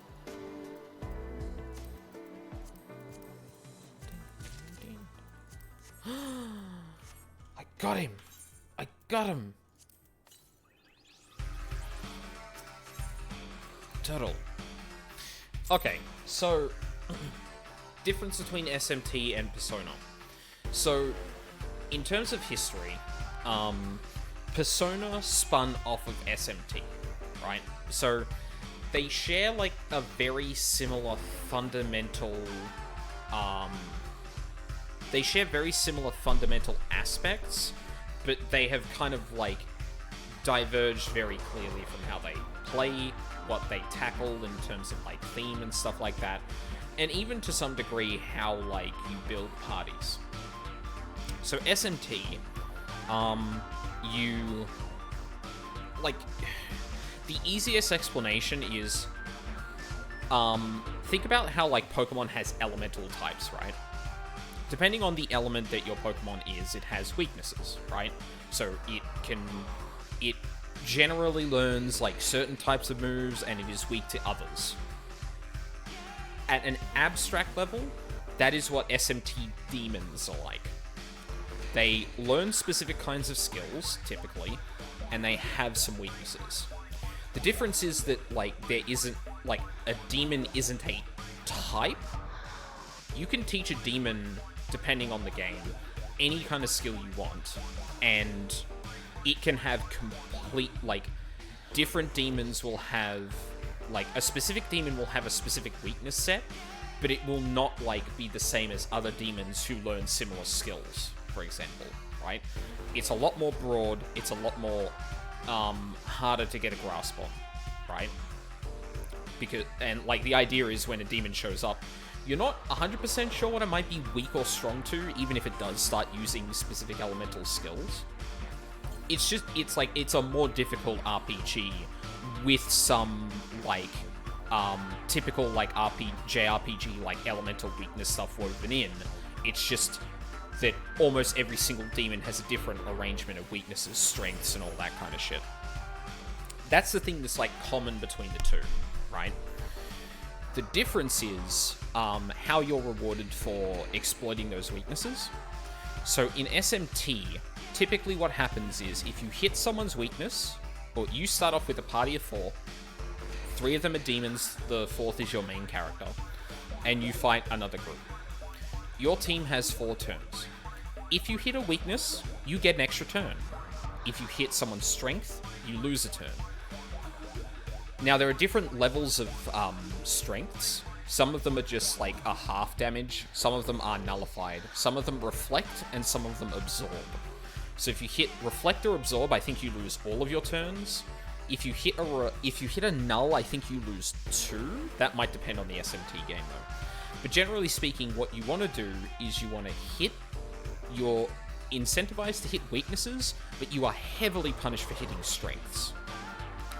In Persona, you can extend one person's, well, let's take P5 because that's been like the, like, latest iteration of it. So it's Eureka. I have no idea what that is.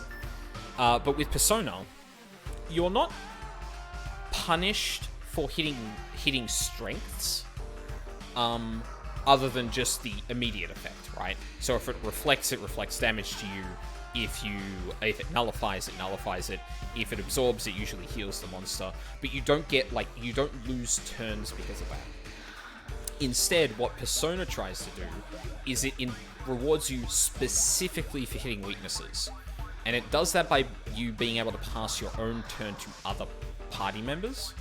So you can have, you have 4 turns per round, and you can get 4 attacks off of each of them, right?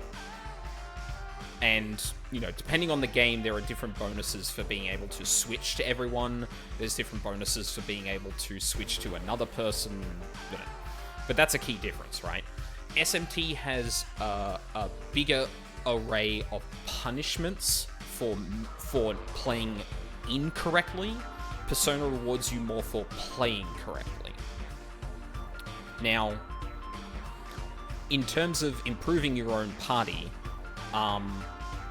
Persona does it in a very visual novel way. If you talk to your party members and you spend time with them, they get better, they get more skills, they get more experience. You grow, you get more experience for certain of your own personas, based on their own type, their own arcana, which is another thing entirely, but don't worry about that.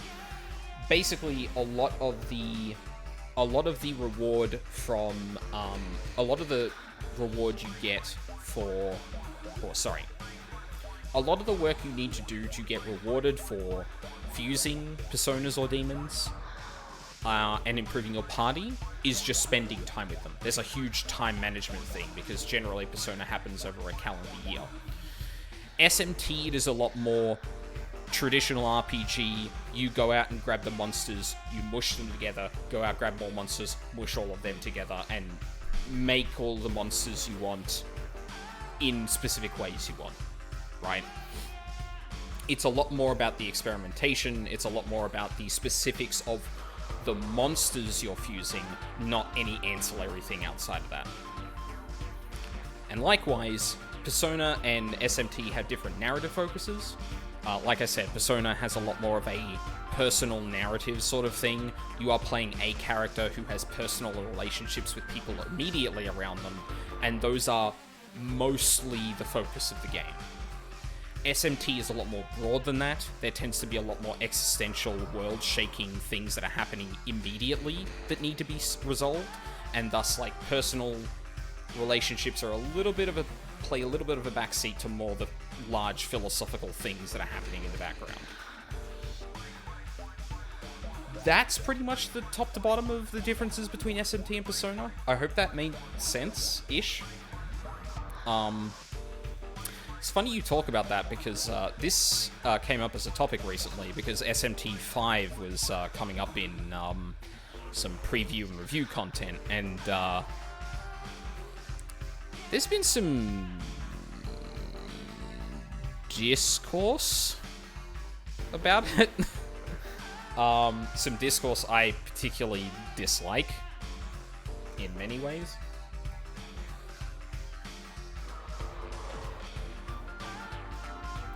But yeah, did that make sense, Dwarven Crafts, or was that a bit much? I know I probably went on a little bit longer than I really intended, but I felt like it was kind of like actually like literally spelling out all of that stuff. Because it's like,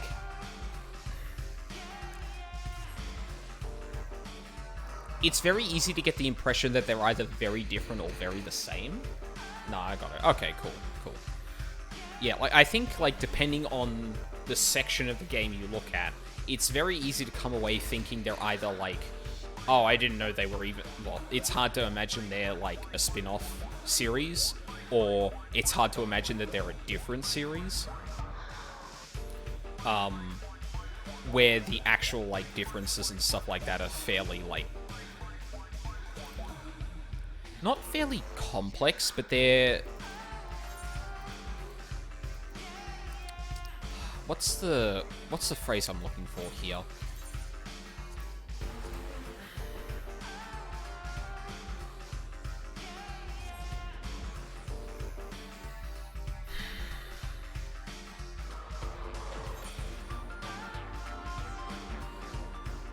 Like, there's enough nuance to the differences that a lot of people will come away thinking very different things about the relationship between both series, I think is the best way to put it. It's very easy to come away thinking about only the similarities, thinking about only the differences, where the reality is that, like, you should probably, to be really knowledgeable about how they are different, it's important to know both. And unfortunately, I feel like a lot of people only focus on one half or the other. Especially in discourse recently, it's like, oh god, not enough people are talking about the differences, whereas, like, someone had the goal to compare the two at all. Anyway. I'm gonna pause the SMT music for a little bit, because, we have some job quests to do. Ride like the wind. Lady Leveva has something to ask her favorite pupil. Me. Belton, I see you received my summons. You didn't receive my summons? 12 damn that Genequinard to the 7th hell and back. He is going to... forgive me. There shall be sufficient time for the combination of his soul after 11th bell tarts. For now, I must speak to you of Kyokuho's training. Despite appearances and attitudes, and manners and courting habits, our traveler from the east has proven quite motivated in his study of our ways. In fact, while you were off doing whatever it is you do, he successfully opened the next 4 gates of heaven. Anyway, preparations for the symposium have left me with little time to pick the boy's mind, but I have nevertheless managed to fully grasp the primitive concept of geomancy. Yikes. In fact, I plan on incorporating several of the ideas as anecdotes into my presentation. It is what my father would have wanted. Now, as to why I called you here. Kyokuho is very close to attuning to the final heaven, the spear, and I think it only fitting that his instructor be there to accompany him during his finest moment. And because I am obviously too occupied at the moment, I thought perhaps you could join him in my stead. Sure? Then it is settled. You shall guide young Kyokuho on his final steps to glory and enlightenment, just as I did you those many moons ago. Follow me outside, Pelton, and let us bring our friend the good tidings together. God, Lefevre with the short hair looks a lot better than with the long hair, I must admit. Well, I'm biased, honestly, but yeah. Okay, I'm gonna go grab a bite, have fun dungeoning and job questing. I will try. Hope you have a good one, Dwarven, and hope things are looking better for next week. Fingers crossed. That is odd. Could have sworn he was right here but a moment ago. Fleuret, have you seen Kyokuho? Fleuret, are you even listening to me?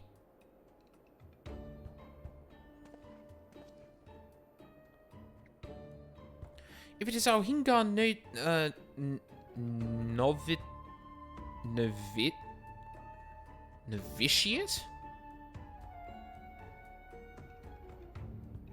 Is that like a combination of novice and initiate? Or is Genequinard making up words? Hold up.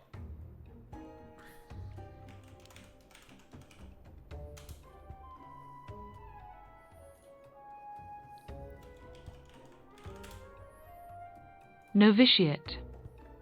The period or state of being a novice, especially in a religious order. Oh, okay, so it's like a particular kind of novice. Alright. He hurried out the Athenaeum's side entrance, not 5 heartbeats past. He was quite animated. Even more than usual. A veritable one-man mummer's tragedy, all full of jumping and flailing and pumping of fists. What could have unsettled the boy so? I suppose it might have been that letter I handed him. It was delivered just this morning. Kyokuho skimmed over it quickly, asked me several cursory questions about the heaven of ice, to which I gave several cursory answers, and then he was gone. And you did not try and stop him? Why would I? He was leaving? My intuition is correct, and it usually is. Something in that missive has led Kyokuho to believe that he does not have much time left in Eorzea, and so has set out for the sealed vigil that he might open the final gate and complete his training before he departs our realm. Pelton, it looks as if our plan is already set in motion. To Central Highlands. Oh boy.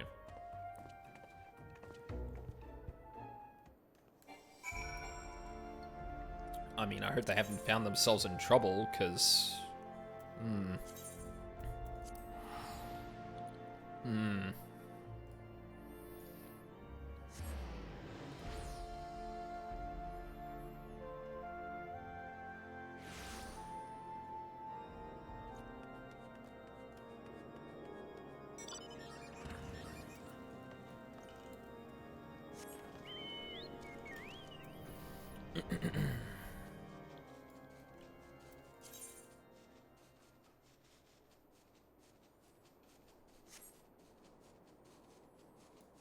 No music? I keep getting caught off guard by how little music there is in, like, the ARR areas. Especially at night. It's weird. Uh-oh. Oh, dear.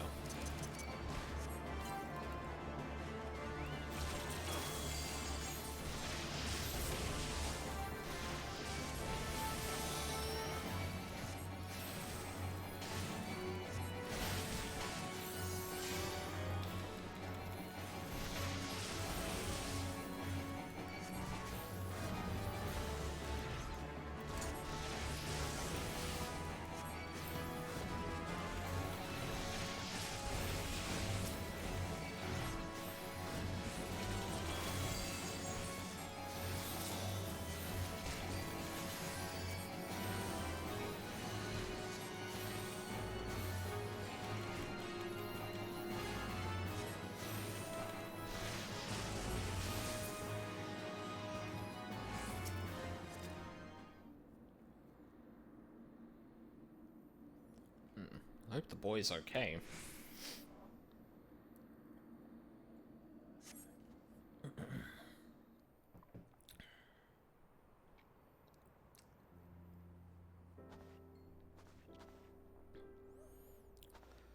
Paladin, this is the second time you've saved me from my folly. Well, technically speaking, it is the first. You were merely standing around as Lady Leveva healed my wounds last time. Right, I'll stop there. I know it makes little sense to leave without saying anything, despite the fact you, Lady Leveva and Shenequinard, all were but mere moms from where I stood. But some stories are already told, and who are we to struggle against the ebb and flow that carry us ever toward our fates? Alright, that was a poor excuse. The truth is, I have been summoned back to my homeland, and was too ashamed to face those who had showed me so much support. So I thought to come here, open the gate to the final heaven, and then take the next trading galley out of Uldar before any of you realized I was gone. As you can see, things did not unfold as planned. But since you are here, perhaps we could have one last lesson, for old time's sake? The spear's origins. A palace of ice set ablaze with the light of the moon. And you say it was carved by a single spear. Remarkable. It is as if the more I learn of your stars, the less I know.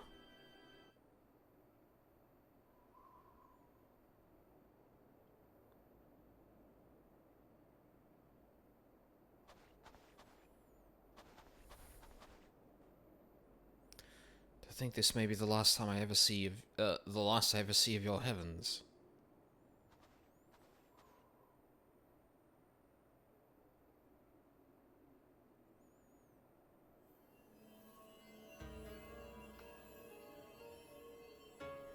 I'm beginning to understand why your people treasure them so. And with the opening of the 6th, I have prepared my mind and soul for the 7th, the final gate that leads to true dominion over the elements. Or so Lady Leveva insists.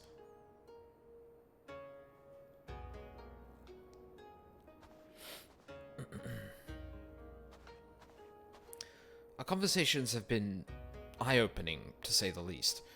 She theorizes that our two schools may actually be one and the same.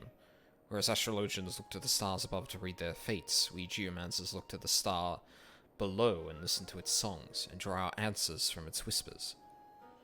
While I am certain my masters back in Hingashi would cringe upon hearing that a Westerner of not 20 summers believes she has grasped 1,000 generations of teaching, I am more willing to indulge her eccentricities now that I know she means no ill will.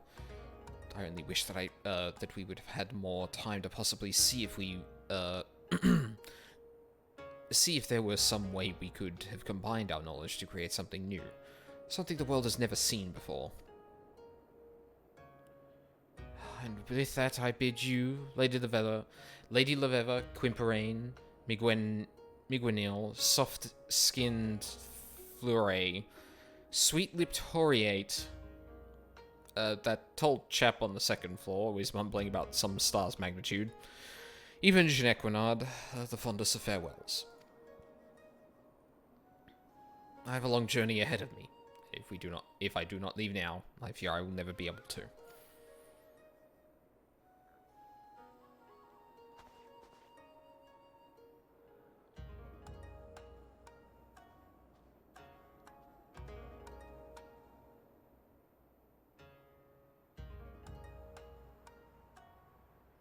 Oh shit, I thought we were gonna camera pull up to someone, like, looking over the fucking cliff face or something.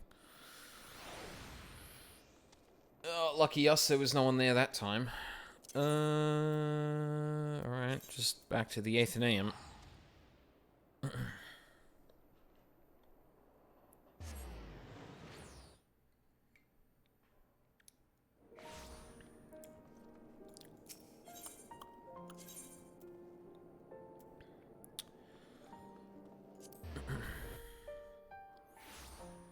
For a second, I was like, I should probably go back to the Forgotten Night, right? That's where I'm going, right? Oh. Hi. When Chief Astrologian Forlamon assigned me from Signed me here for further training. I knew my accidental killing of his cat in the experiment with the earthly star was not to be forgiven.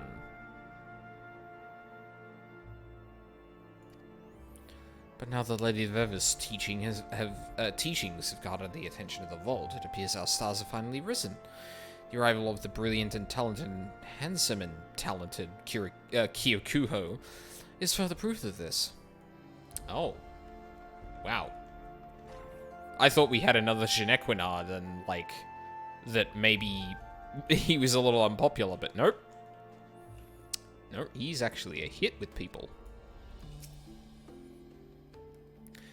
Between you and me, I've never been that skilled at astrology. 2 winters here, I still haven't opened a single heaven. I can't even spell half of the ridiculous terms we're supposed to memorize. Mood.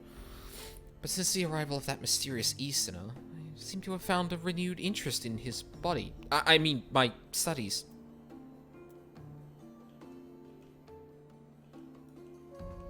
I mean, also mood, but girl. You're back, but I do not see Kyokuho. Is he out fawning over Flore again? Back to Hingashi? I cannot say this was unexpected. The deck of 60 told me as much this morning. That, and I asked Genequinard what was written in the letter. What? You told him of reading another's correspondence? Give him far too much credit where none is due. Kyokuho is not a child. He knew that coming to Eorzea would entail what coming to Eorzea would entail, and he knew that he would one day need to return to his homeland. And while we may not have always agreed, alright, almost never agreed, I did come to respect the man and his steely resolve. Allow him his space. If the stars deem it fitting, then we will be back, or perhaps next it will be our turn to journey over storm and sea. Yeah, imagine that. What the fuck is... Sorry, hang on. Oh god, I've got to pick that out of the goddamn floor. He's gone! Without saying goodbye? I cannot believe it! I will not believe it! Oh, what I would not give to have but one last moment with my brother, my soulmate, my... Lady Lefevre told you I read his letter? Oh, well then... Yes, it will pay me to tell the other novitiates that Kyokuho has returned to his native lands far away on the other side of the world. I may even need to personally comfort those most stricken with grief by his sudden and tragic departure. But truth be told, I'm going to miss having the Hingan around. He certainly did liven the place up. Godspeed, Kyokuho. May your return journey leave you miserable and wet, but see you safely home. Jesus Christ, Genequinard. You don't need to be that fucking sour. Holy shit. Come rain or shine, Genequinard appears ill. Could it be he is recovering from another long evening at the Forgotten Night, or is something else disturbing the Viscount? Yes.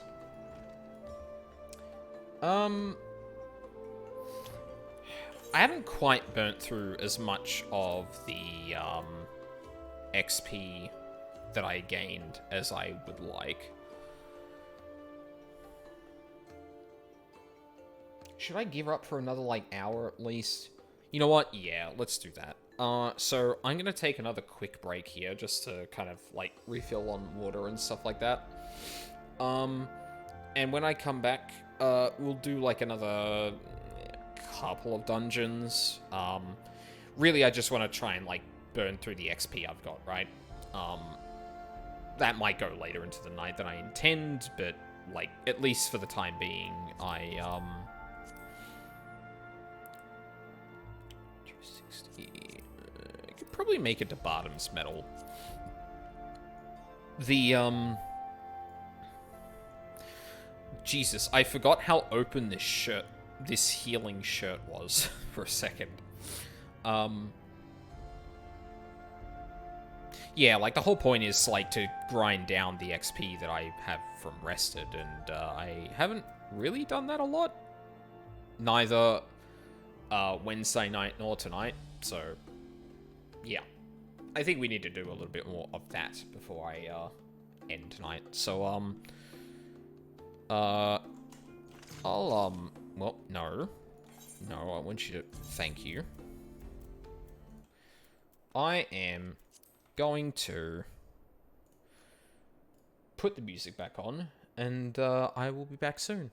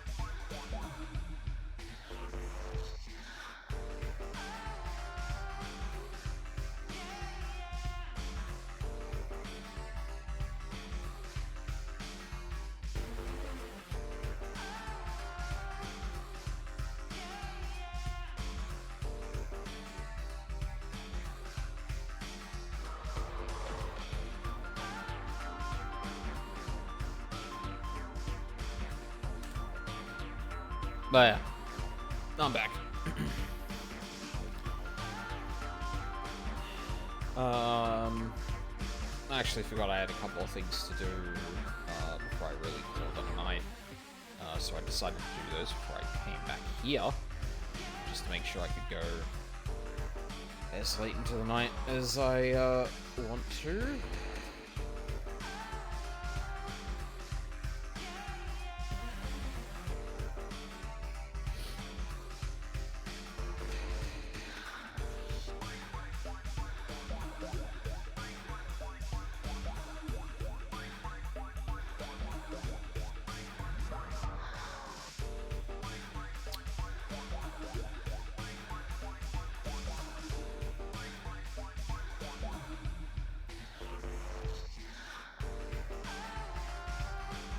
Alright.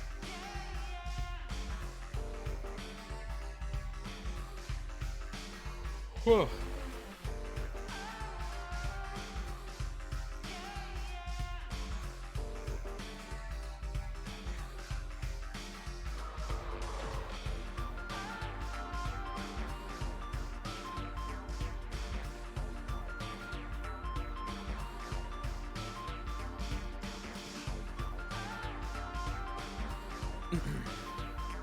Excuse me.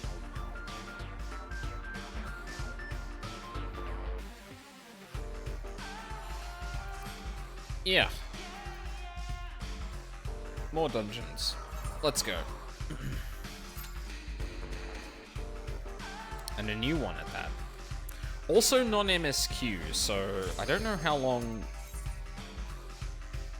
Never mind. I may not know how long, but I was just told how long.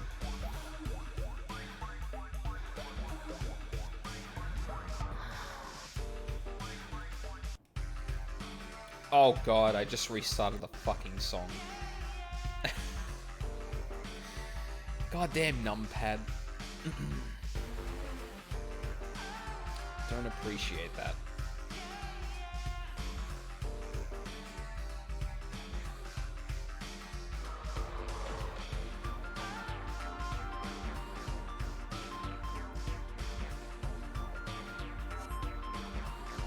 Oh. Yes. There we go.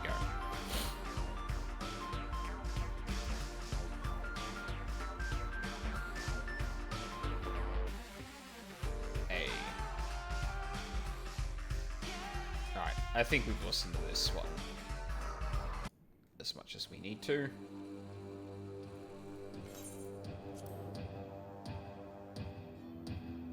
Let's go into some more ambient stuff.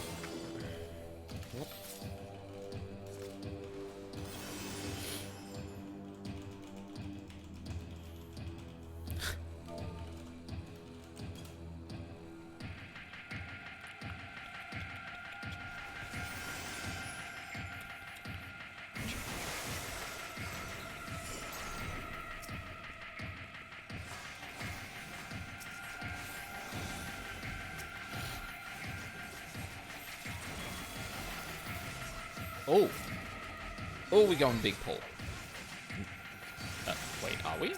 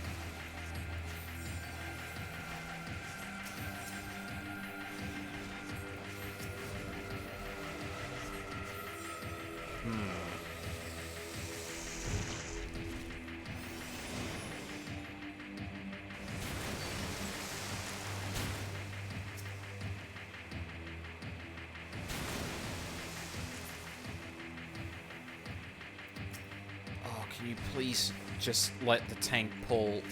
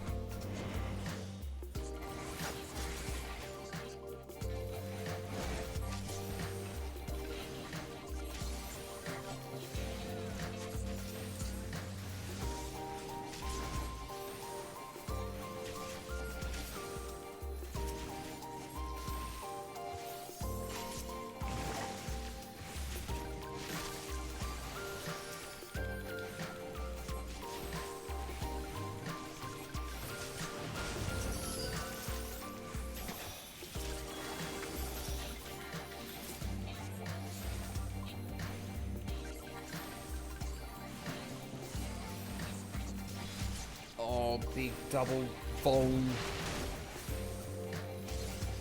Fuck. Nah, it was still worth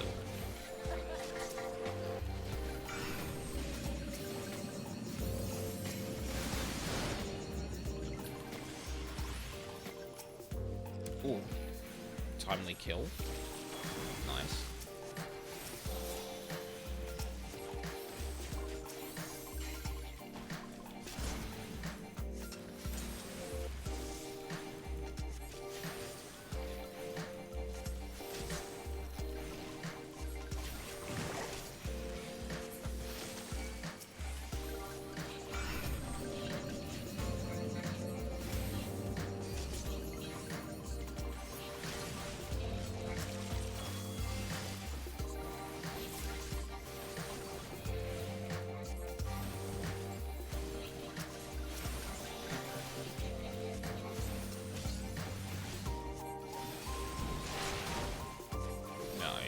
Basically got it in two. That's not bad.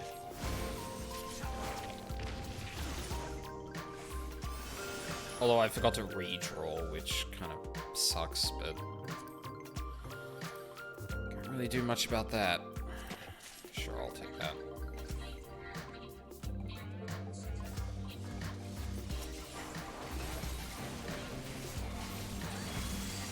Whoa, hey, oh, you're not the tank. Oh.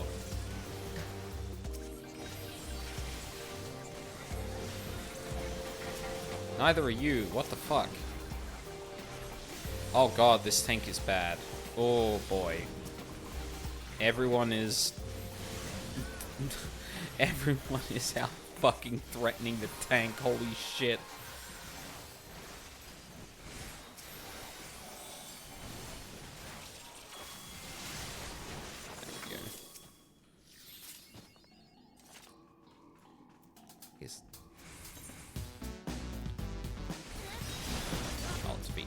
Enemies.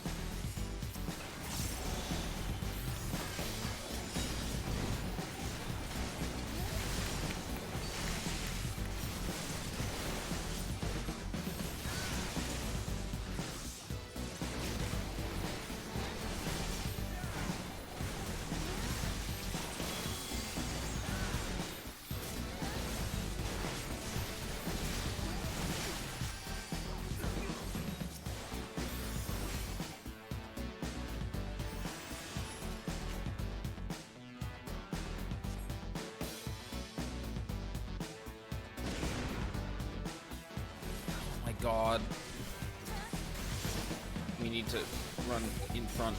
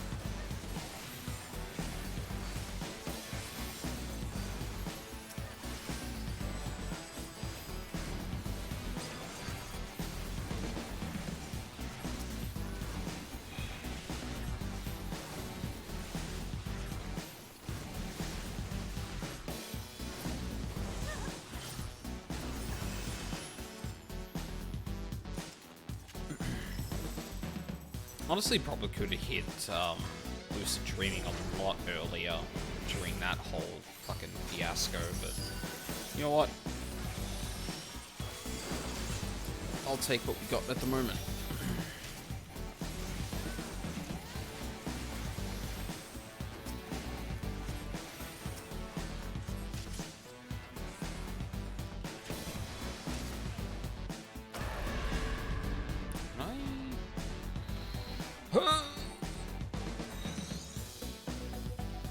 I don't know if I...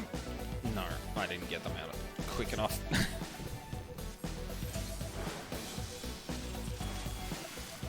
Ah! No. Could you fucking not, please?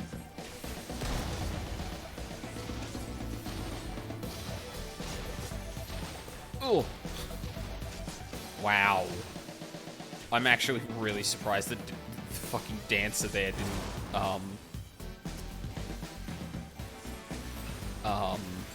hit me there.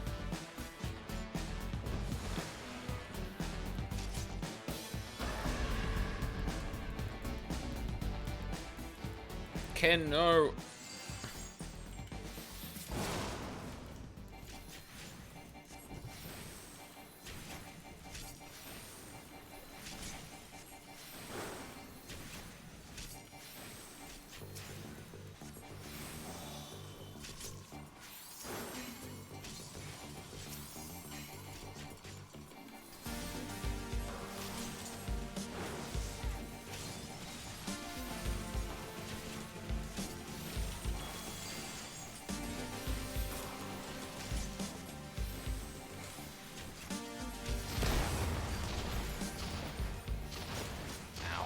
Ow.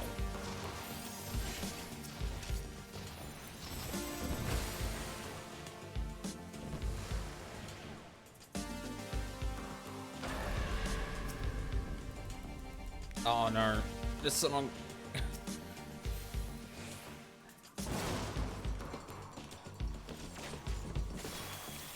Ah! That was the button I was. Jesus Christ.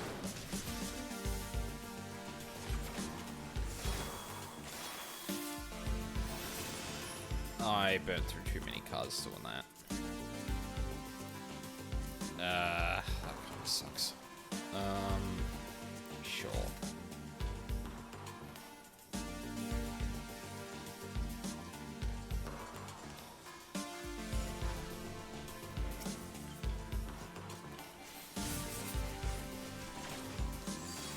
See.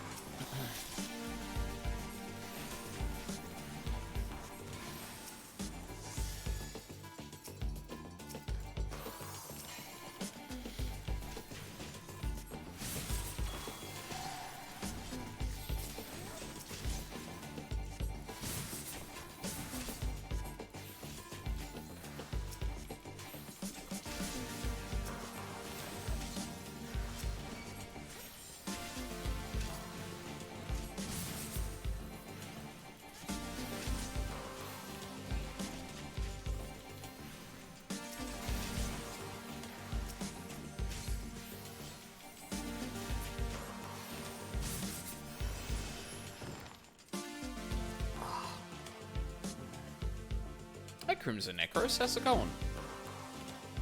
Whoa.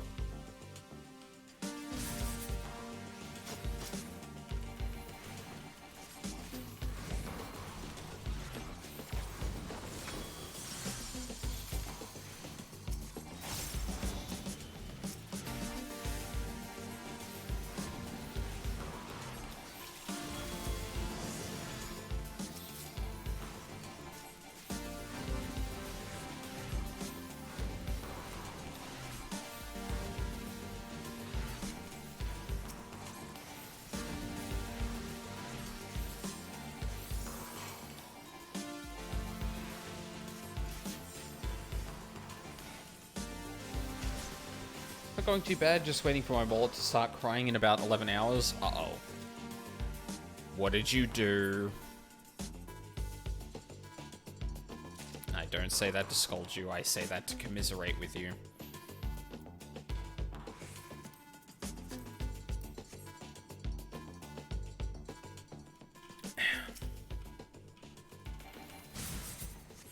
Because there's something I'm about to purchase after this stream that I really wish I could find for cheaper, but I actually can't.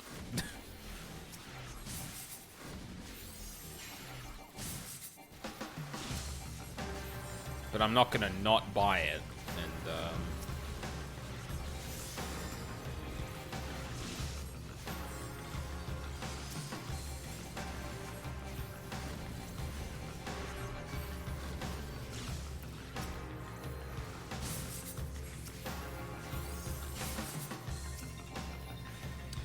well, there's this board game I really like, and their final expansion Kickstarter is ending soon. Ah. I may not have spent money on those, but I am very aware of how expensive those could be, especially if you're not getting the base pack. I remember the, oh god, what is it? Kingdom Death something board game?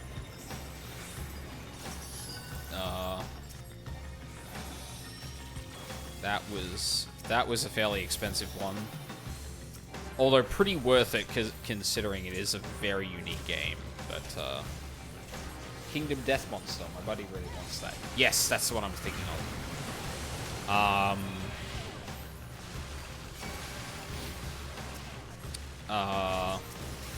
Wooly of Wooly Versus has a very good series of him and some friends playing that game. Damn. If they ever, I'm pretty sure at some point they converted, or not with that exact system, but I feel like someone made a Bloodborne or Dark Souls board game that was very similar in terms of how it worked, which makes a lot of sense because like the movement and like, oh god, please kill the shark, thank you.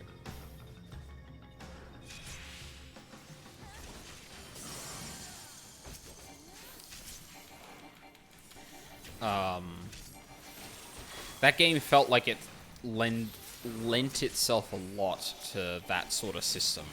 Being very precise with spacing, watching out for how a boss moves and stuff like that. I've all of the Bloodborne board game and some of the Dark Souls board game. Is it actually like Kingdom Death, Monster? Because, like, I got that feeling, but, like, it's always, like, as someone who doesn't really pay attention to that a whole lot, can sometimes be a little hard to tell, like, the difference between them. And admittedly, board game design is not one of my strong suits. Never seen KDM, so I couldn't say. Fair enough.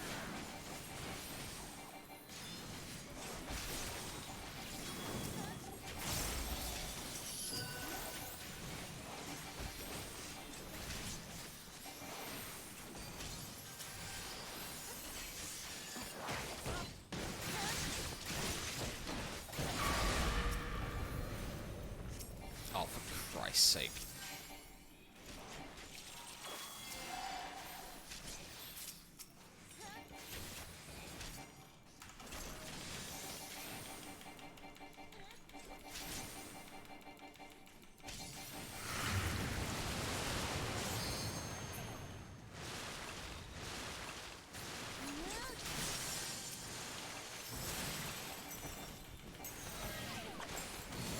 Hello? Oh. We reached the end of the playlist and I didn't have it repeating. Shit. Well.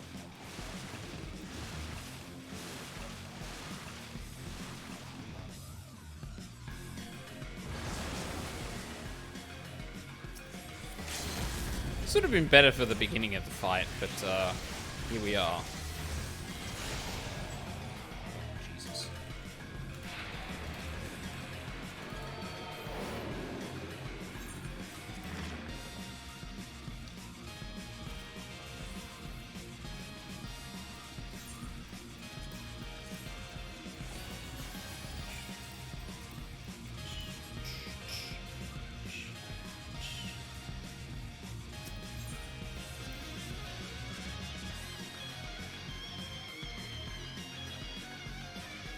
God, I love the fucking SMT4 soundtrack.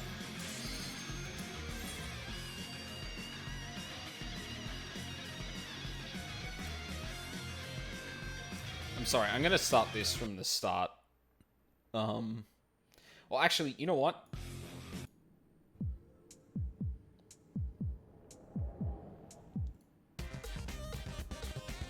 We're gonna play a couple of Dicey Dungeons, songs before we get into that. Because I feel like it would be a good lead up to having the boss music. Because after this track in the playlist, it's nothing but SMT boss music. Or SMT4 boss music, I should be specific.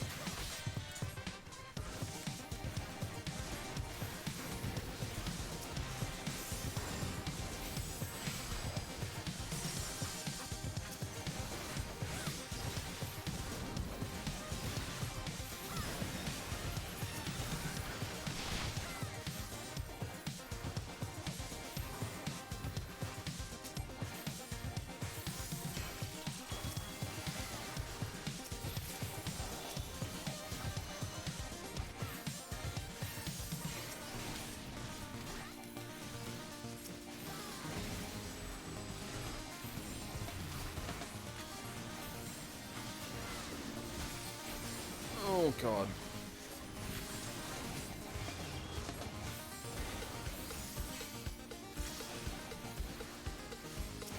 Oh, we do not have the damage to be pulling like this. Holy shit.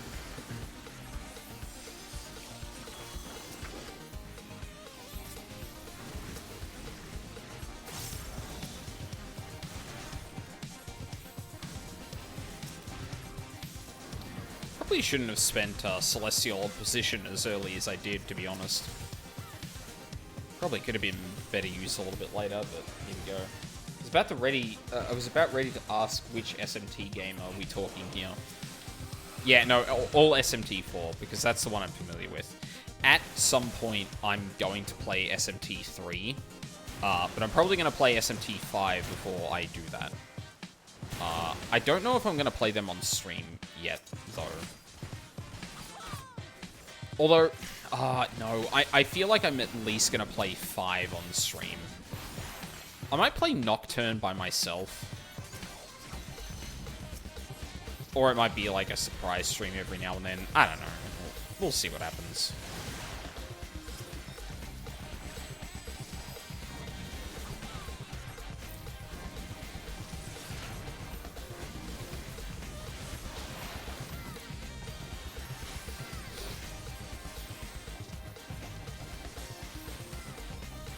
Definitely not opposed to streaming either, but yeah. Unfortunately, JRPGs are really long, and yeah. Never played any of the base SMT games, but I thoroughly enjoy Persona, and Catherine was fun too. Yeah, unfortunately, there's been, like, a lot of discourse, very recently about, like, the difference between those two. Especially in light of of SMT5 releasing since Persona 5's been a thing.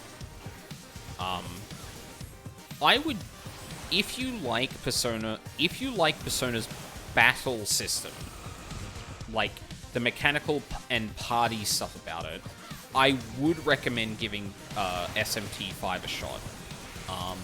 SMT has a different, like, it has a different symmetry. No, that's not the... It has a different balance between, like, attacker and defender, advantage, right? Or the emphasis on, like, how well you should be playing as an attacker or defender. In, like, Persona, for example, I feel like all of the onus is on the attacker. Like, the attacker is the person who gets all the advantage. Whereas in SMT, the attacker is the person who has the most to lose if they're not careful. It's an interesting difference between the two because they both lean into very different strategies to playing. And the more modern games are definitely the ones to jump in on. Like, 4, I feel, would be a really easy recommend if it wasn't on the fucking DS. But since it is on the DS, I can't really recommend it. And I know Nocturne 3 definitely has a lot more differences than... Well, there are a fair amount of differences between 3 and 5, especially. So...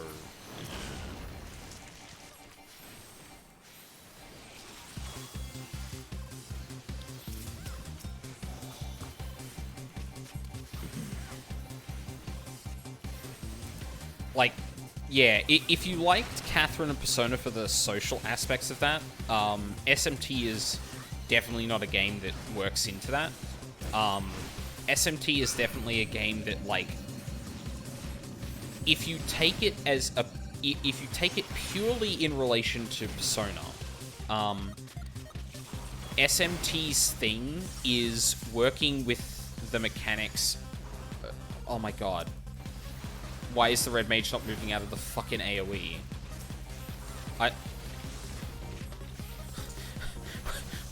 Why? Why would you do this?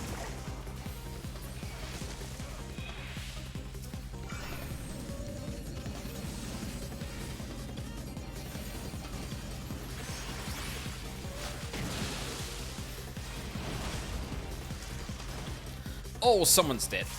Oh god. Please no.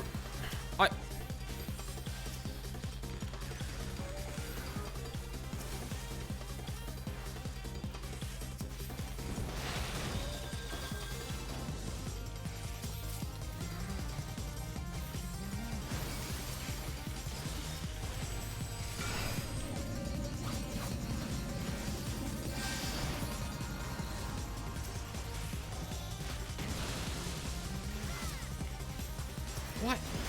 Why are you standing in that? Oh, thank you. Oh my god, no.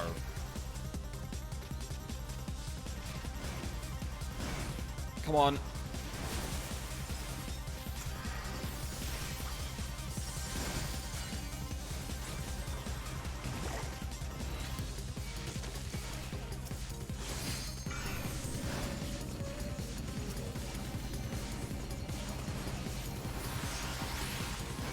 Don't you fuckers let me down. Come on. Hit the legs. Oh god, what are you doing?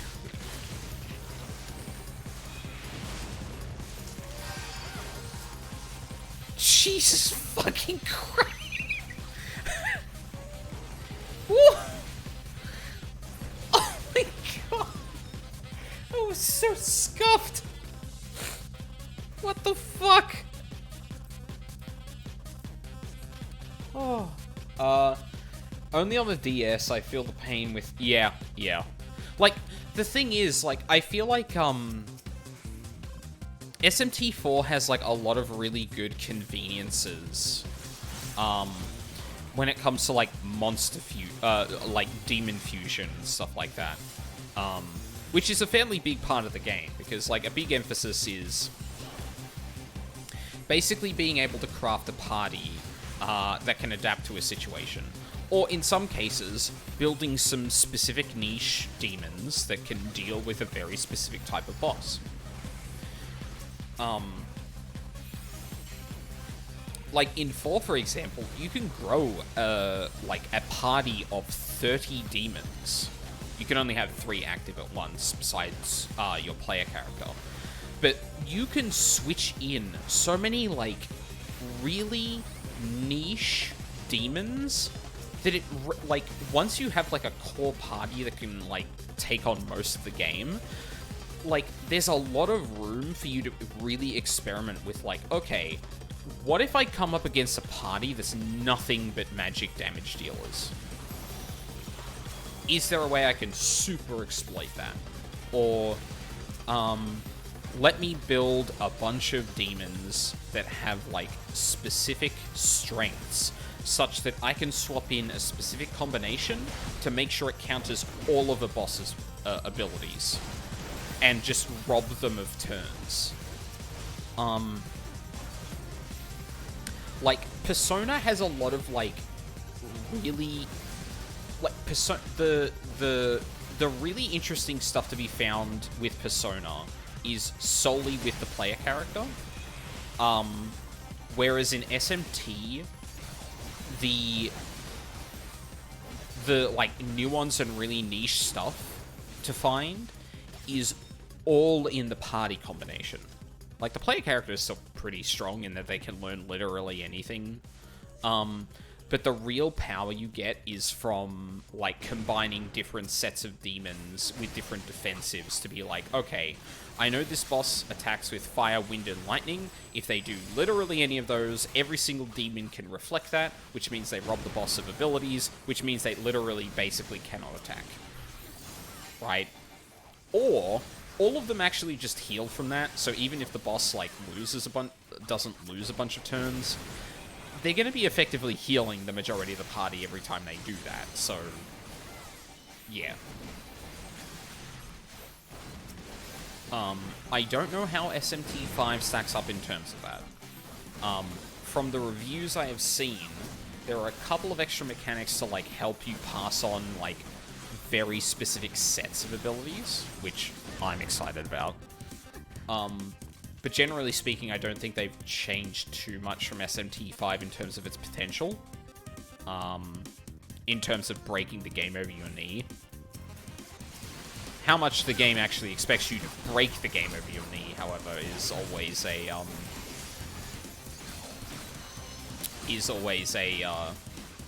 point of discussion. Although I will say that Persona generally allows you to break the game over your knee.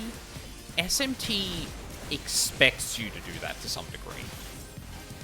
I think that's probably, like, one of the prominent differences, is that SMT and Persona have, like, very similar, or have a lot of crossover in the brokenness you can generate. SMT expects it from you. Like, generally speaking, if you do, like, a bare bones kind of thing in Persona, you could probably get by with it. Like, having the player character being, like, pretty powerful and adaptable, and then just having a good party outside of that, like, without the ability to customize them, you can get through it. You might be able to do it a bit easier if you break it over your knee, but you can still do it regardless. SMT, especially when it comes to the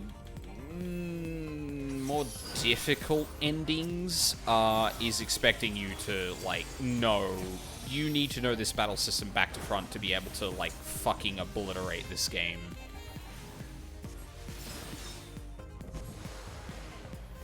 Which I do like about it. Uh-oh.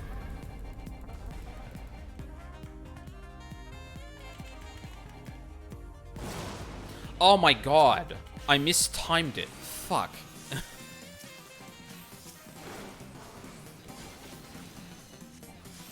I thought I had that for sure. Okay, I would really appreciate y'all not bringing them to me. Oh my god.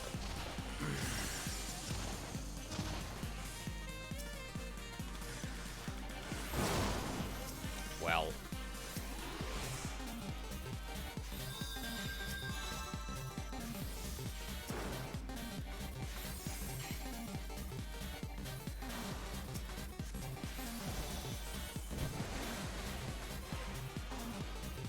Oh wow, we both got hit with that. Oh no.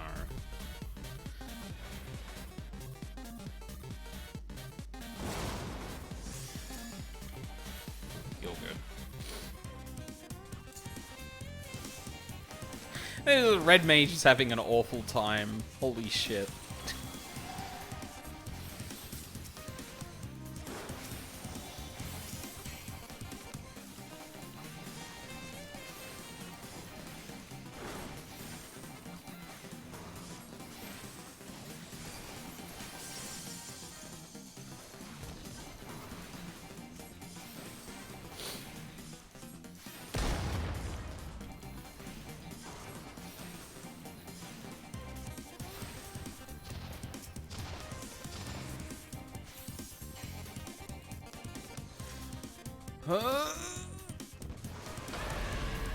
I didn't. Fuck off. Oh my god, they still missed it. Ugh.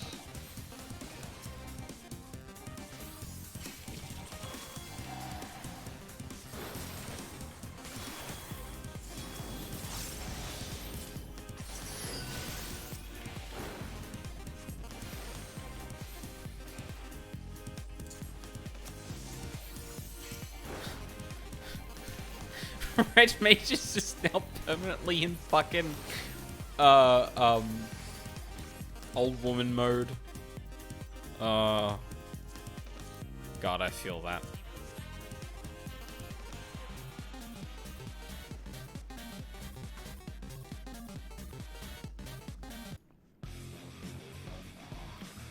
Alright. Let's move on to the SMT stuff. I might do one more dungeon just to get through some of the songs, honestly.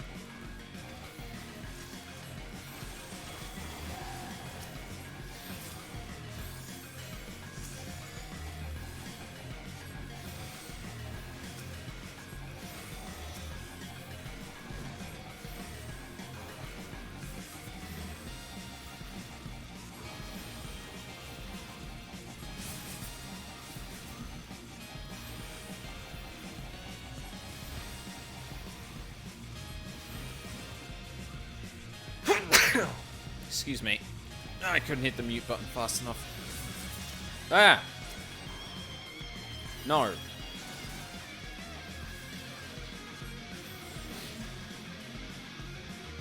Sorry, I tried to hit my, you're not dying button, but I realized it was on cooldown.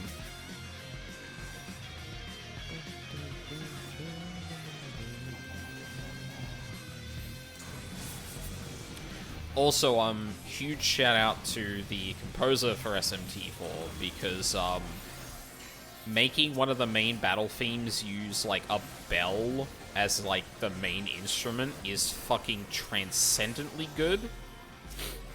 And the fact that everyone is sleeping on this, or has slept on this OST for so long, is a fucking crime.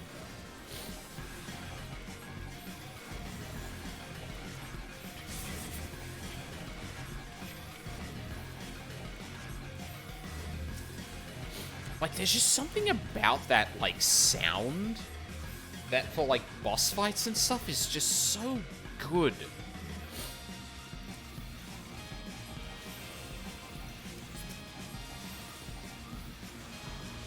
And it's probably because it sounds so unusual compared to, like most, JRPG music. Like, the bell and, like, that one chord in the SMT4 title screen track is just, ugh, love it to death. I'm sorry. Oh god.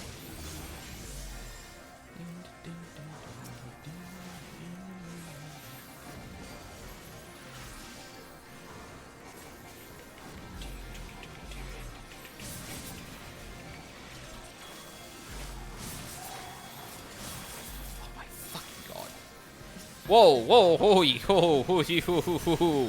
What is going on here? None of that.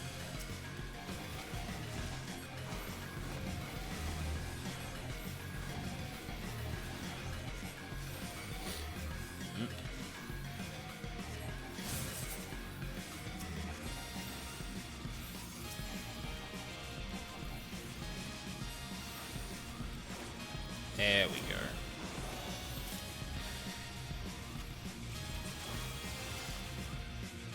Why did that not count? Go fuck yourself. I hate that. Why do I have to be in combat for that to count? Well, actually, I know, because I don't want you to stack up shit, but, like, fuck me. I was literally in combat. Alright. So just gotta... Okay. At least we got that. Alright, who's getting it? Actually, I probably shouldn't have given it to them.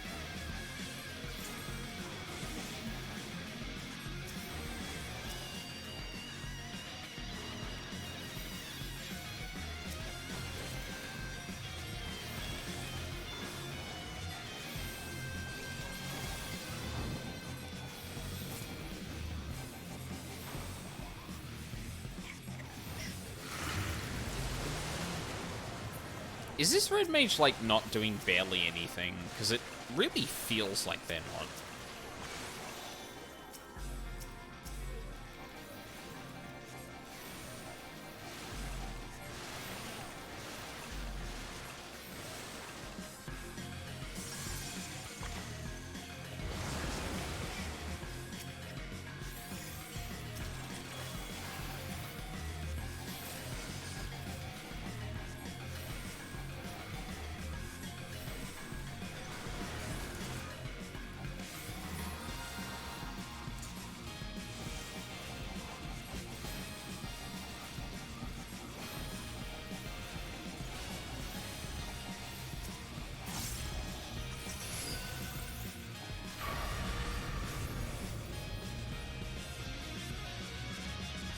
Worth. Hi.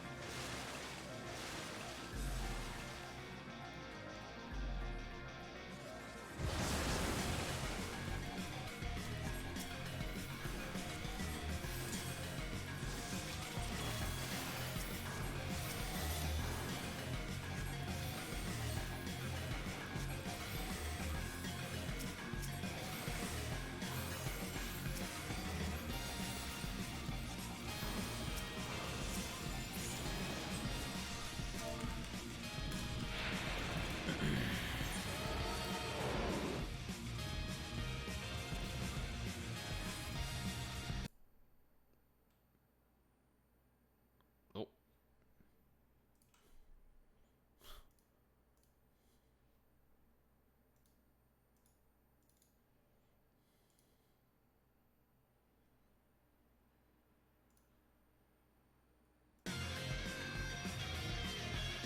I don't know why the sound dipped out there for a second. That was weird.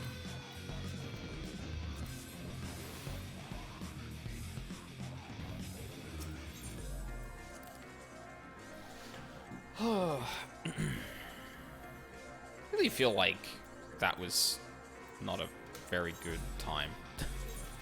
Oh wow. Okay. Yeah, that's totally healing gear. Sure. Anyway, I think we're gonna do one more dungeon.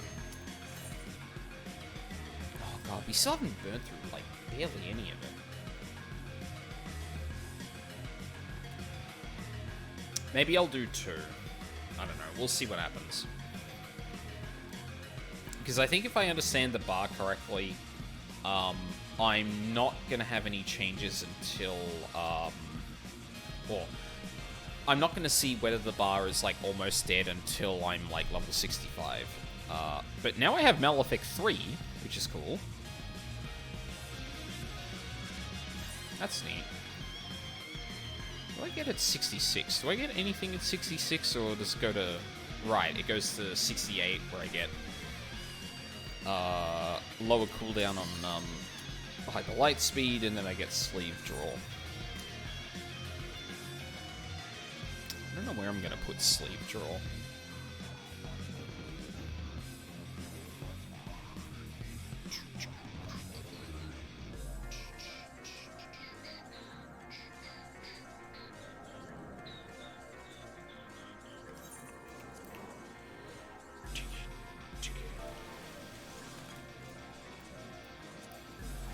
But hey.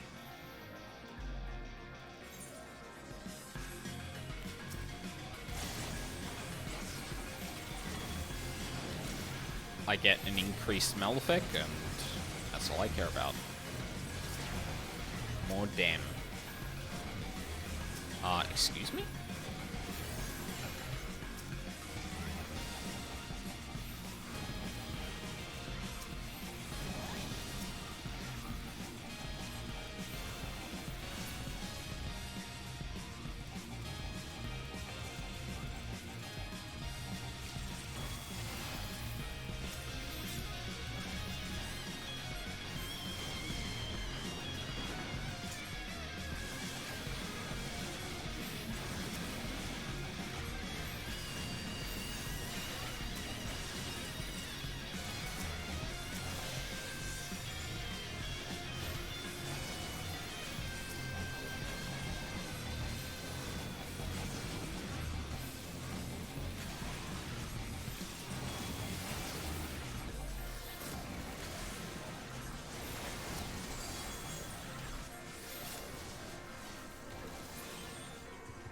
wow. That new Malefic looks like, is it Scatter? The red mage ability? I feel like that's the one I'm thinking of. Oh. Okay.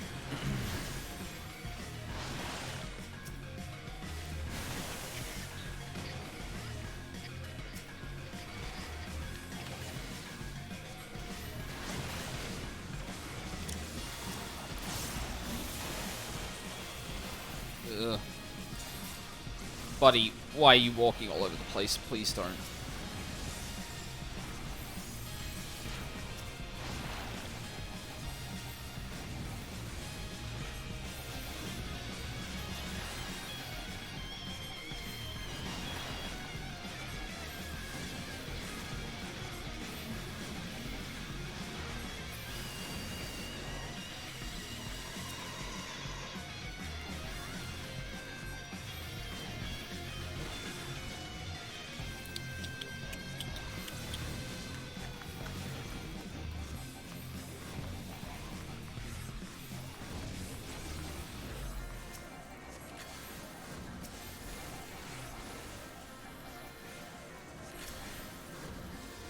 Oh, wrong button.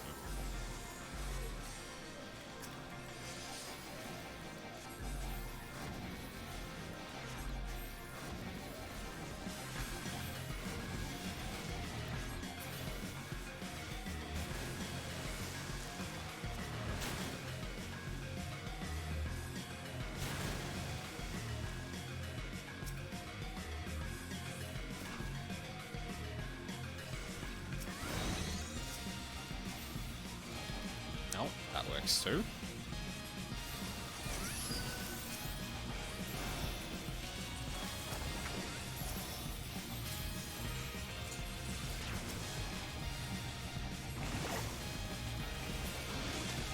Oh yeah, come and get me, motherfucker.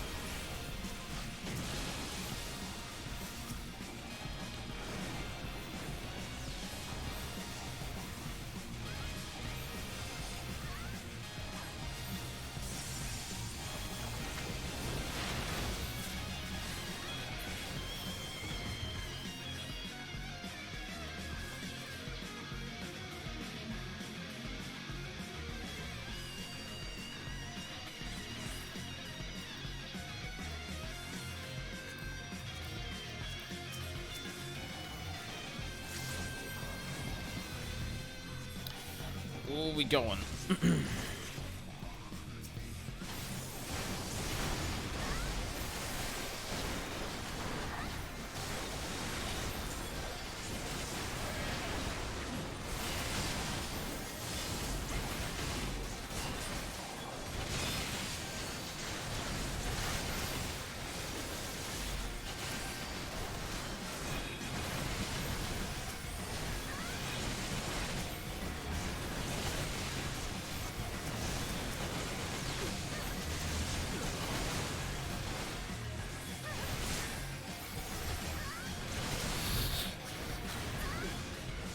Okay. I was playing a bit too fast and loose with that. That paladin's fucking hell. Whew.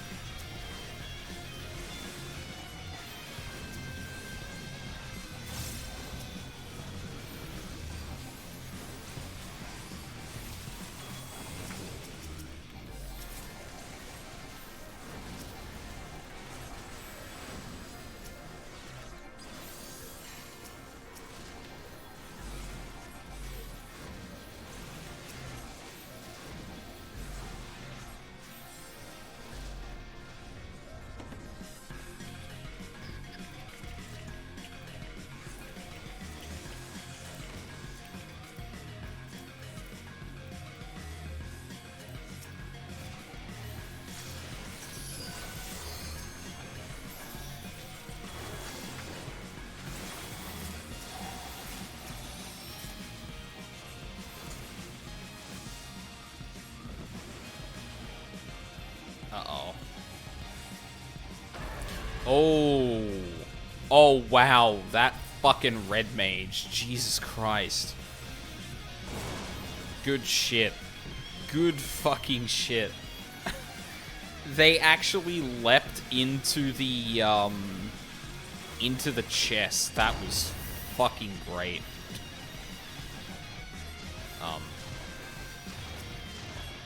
No. You're not dying.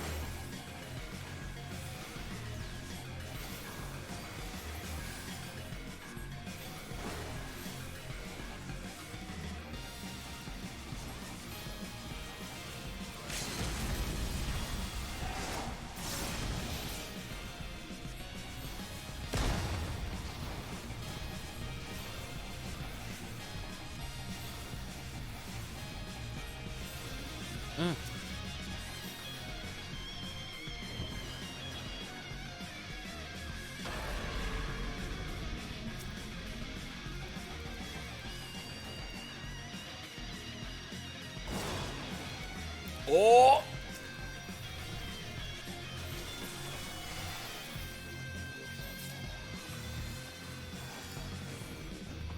That was a pretty good rescue, if I do say so myself.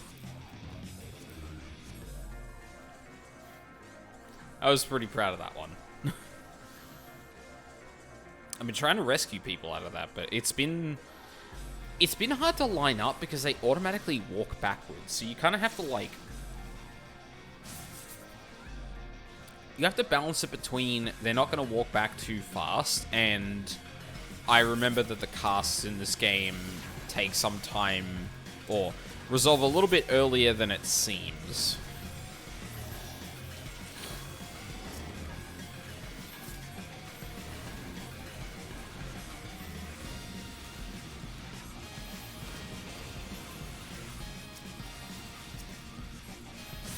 Oh, no.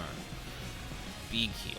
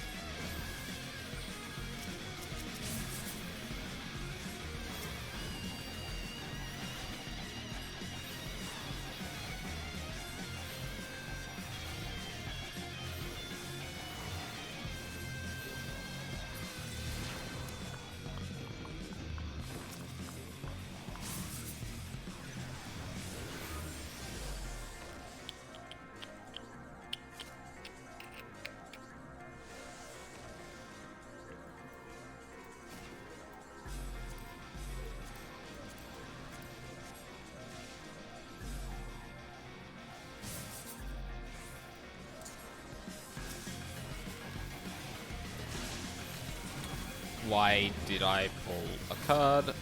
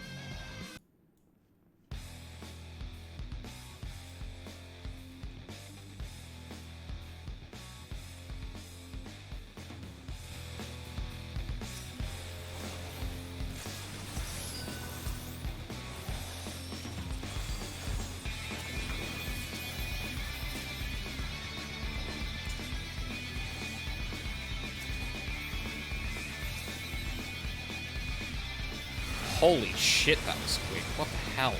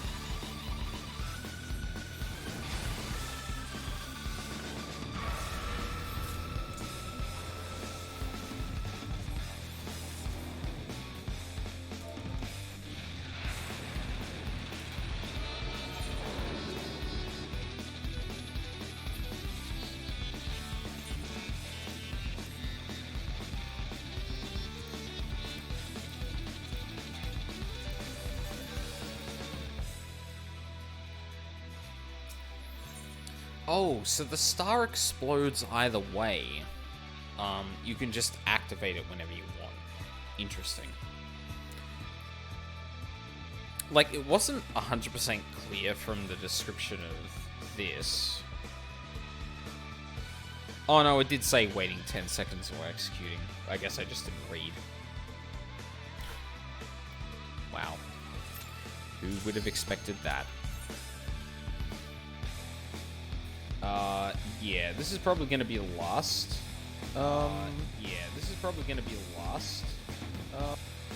Why did my mod screen just start playing randomly again? I'm not supposed to do that. Fuck off. But yeah, this is probably going to be the last dungeon I do tonight. Because I do want to do a couple more things before tomorrow morning. And if I keep playing until like 2 or 3 in the morning, I'm not going to have much time to do that.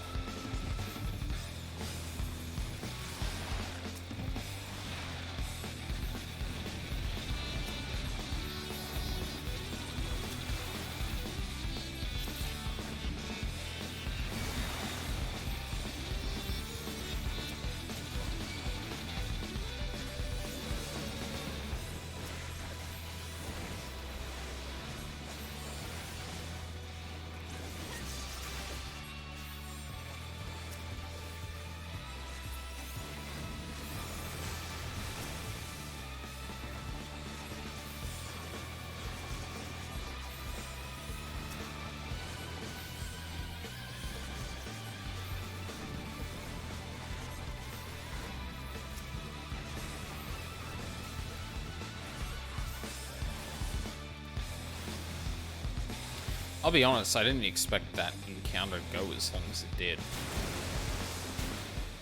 Felt like we had decent DPS.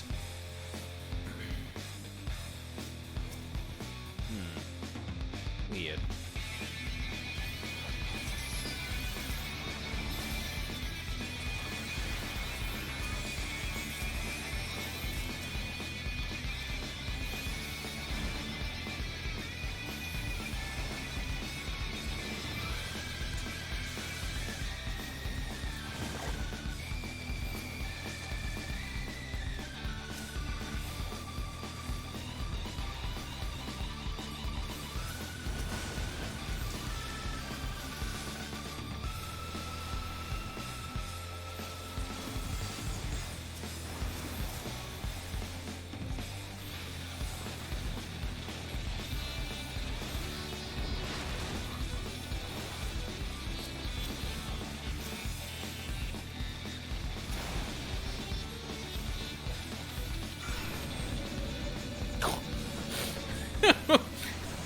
The fucking black mage just obliterated that ad. Fuck.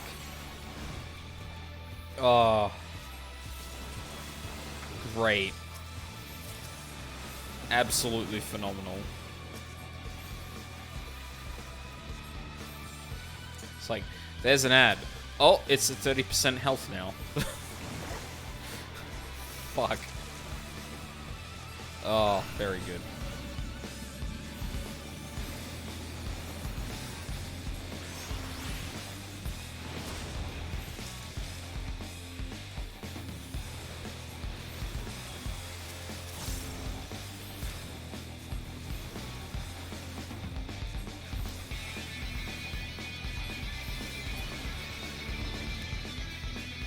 Hell yeah.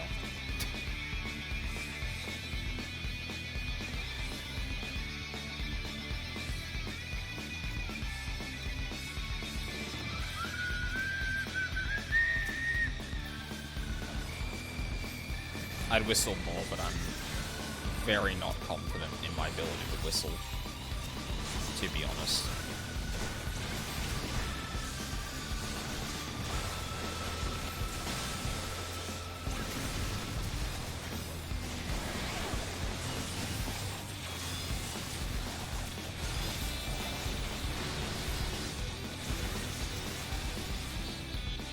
I think that might have been like a GCD late. Fuck. Or early, rather.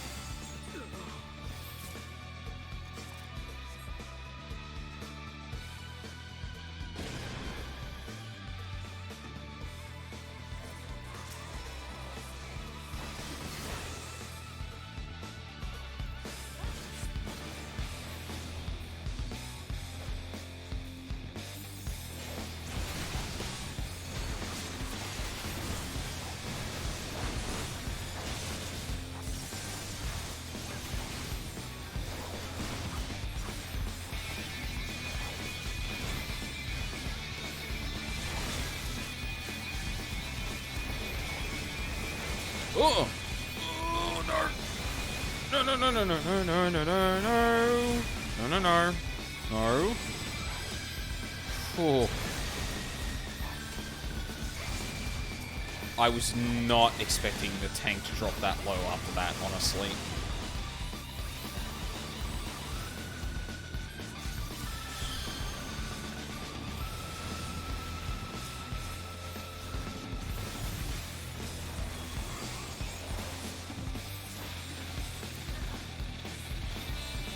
I just drew a card there. Fuck me.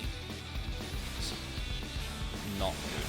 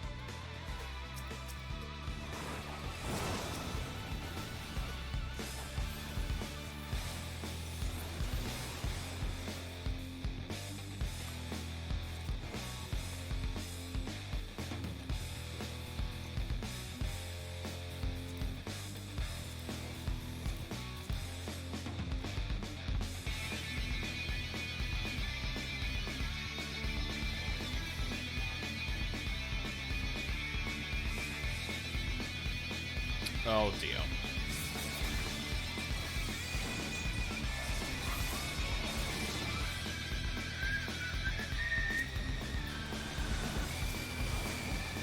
Why did we just stop here? What was the point? It's making this more difficult for me to heal.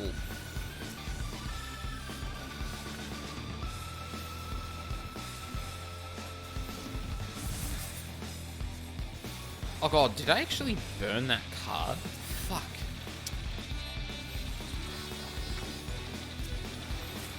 There we go.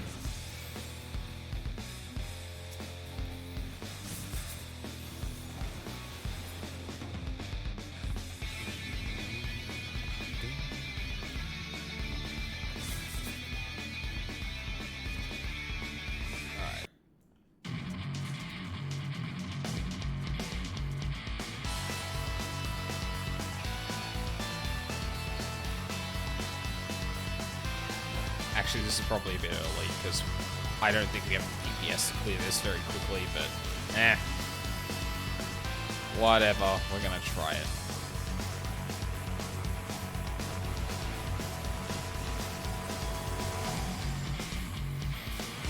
Oh god.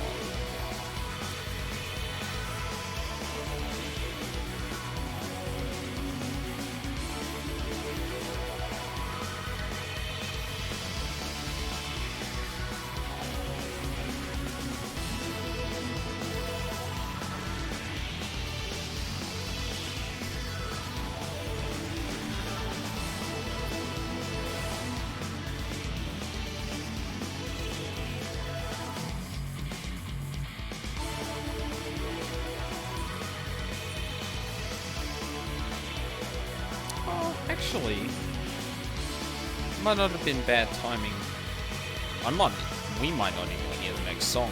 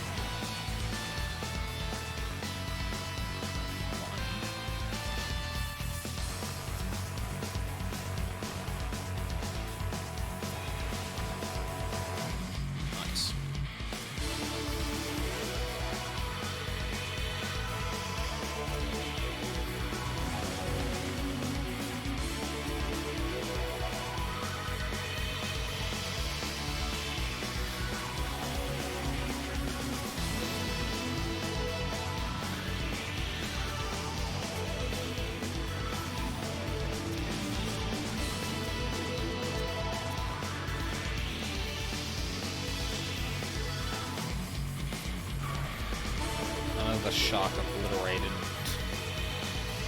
Fucking black mage, holy shit.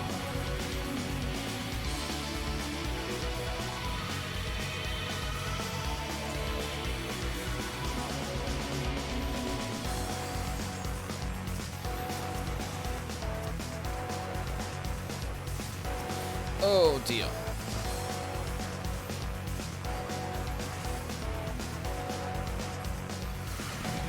At least I killed them up to full before this bit.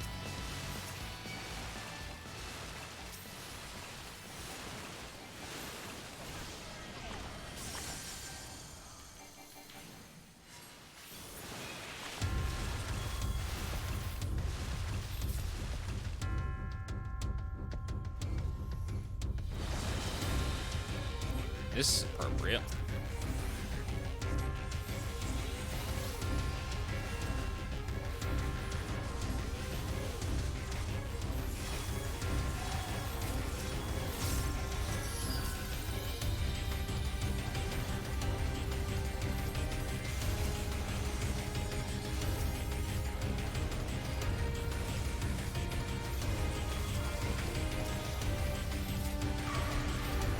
Oh, god damn it.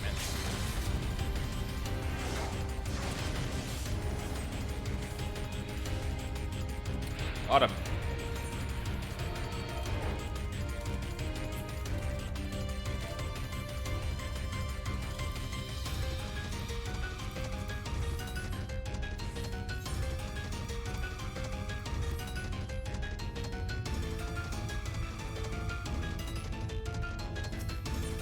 Alright, well, considering we had a pretty slow start.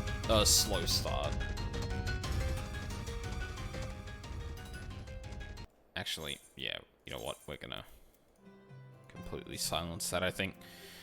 Considering we had a pretty slow start, getting still 3 levels is pretty good. I think. God, I really wish I could see how much more rested XP I have, but I feel like I probably don't have more than an entire level now. So I probably burnt through a fair bit of it. And the next job quest is 65. Maybe I'll level to 65 in the meantime, just to kind of keep it a pace, because we're very quickly closing in on Endwalker, and I at least want to get to 70 before Endwalker, because that's the end of the Astrologian job quests, because then we go into the Shadowbringers healer quests, which, as much as I do want to go through them and see the level 80 Astrologian, probably isn't quite as important for the contextualization of Charlian and shit like that. Although I guess we're not talking about Charlian too much here. We've kind of like bookended that, and we're talking more broadly about being an astrologian and how that relates to other magic users and stuff like that. So, I'd still like to hit 70s just as a capstone to the astrologian storyline.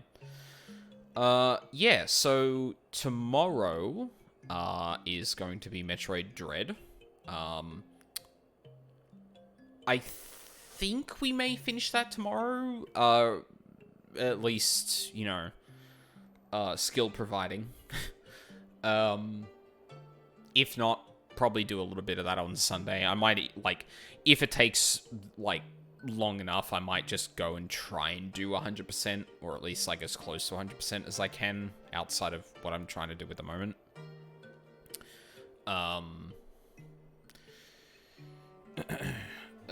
Oh god. That's the one.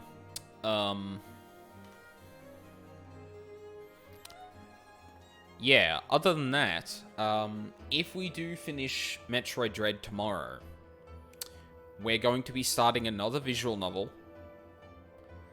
I have heard some shit about the one I'm about to play. And its gameplay parts are also a kind of game I haven't played on stream before, but I really, really miss. I haven't talked about it on stream, I think, at all, actually. The one game that, like, I fell in love with of that genre, I have never actually talked about on stream, I think. I've also streamed, like, hundreds of hours, so, like, I may just be remembering that incorrectly, but, it's definitely something I haven't talked about too much, and it is something I would love to play more of, if there were more of those games that had story parts to it, especially. So yeah. More Metroid Dread tomorrow. Potentially a mystery game or finishing up Metroid Dread on Sunday. And then we'll be back to a new week. Not a long week this time. Probably just going to be a regular week. I imagine, what, like, Tuesday, 14, Wednesday, or Sunday night's gonna be T. Tuesday night's gonna be, more Astrologian. Wednesday night's gonna be more T. Thursday, PoE. And then Friday, probably Astrologian again. Although I imagine that might be, like, one of the last sessions of that. At the moment, I am planning on doing a pretty big stream early access of 14, Endwalker. I want to go through the game soon. Like, I just prefer to do that because I am actually streaming it. I'm going to be taking some time off on that weekend. So, I'm either going to be absolutely blitzing towards the end of the MSQ, or at least as fast as I can.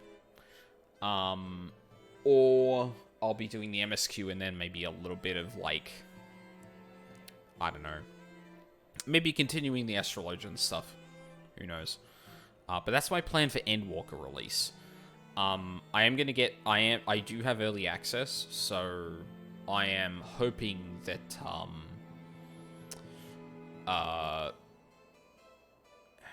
see, I was kind of torn on, like, should I wait and let people, like, watch the stream to see it? But my primary thing has been going into it as blind as possible, and I just don't want to invite, like, potentially spoiling myself on literally anything. Obviously, when it comes to Shadowbringers and stuff like that, there's been a lot more people who have been, like, kind of a bit silent on it, but I feel like the expansion kind of, like, hype might bleed enough out that I may see stuff, so I prefer to just get it over as quick as I can, and then people who want to watch me stream it that may not be able to watch it live can watch it on VODs.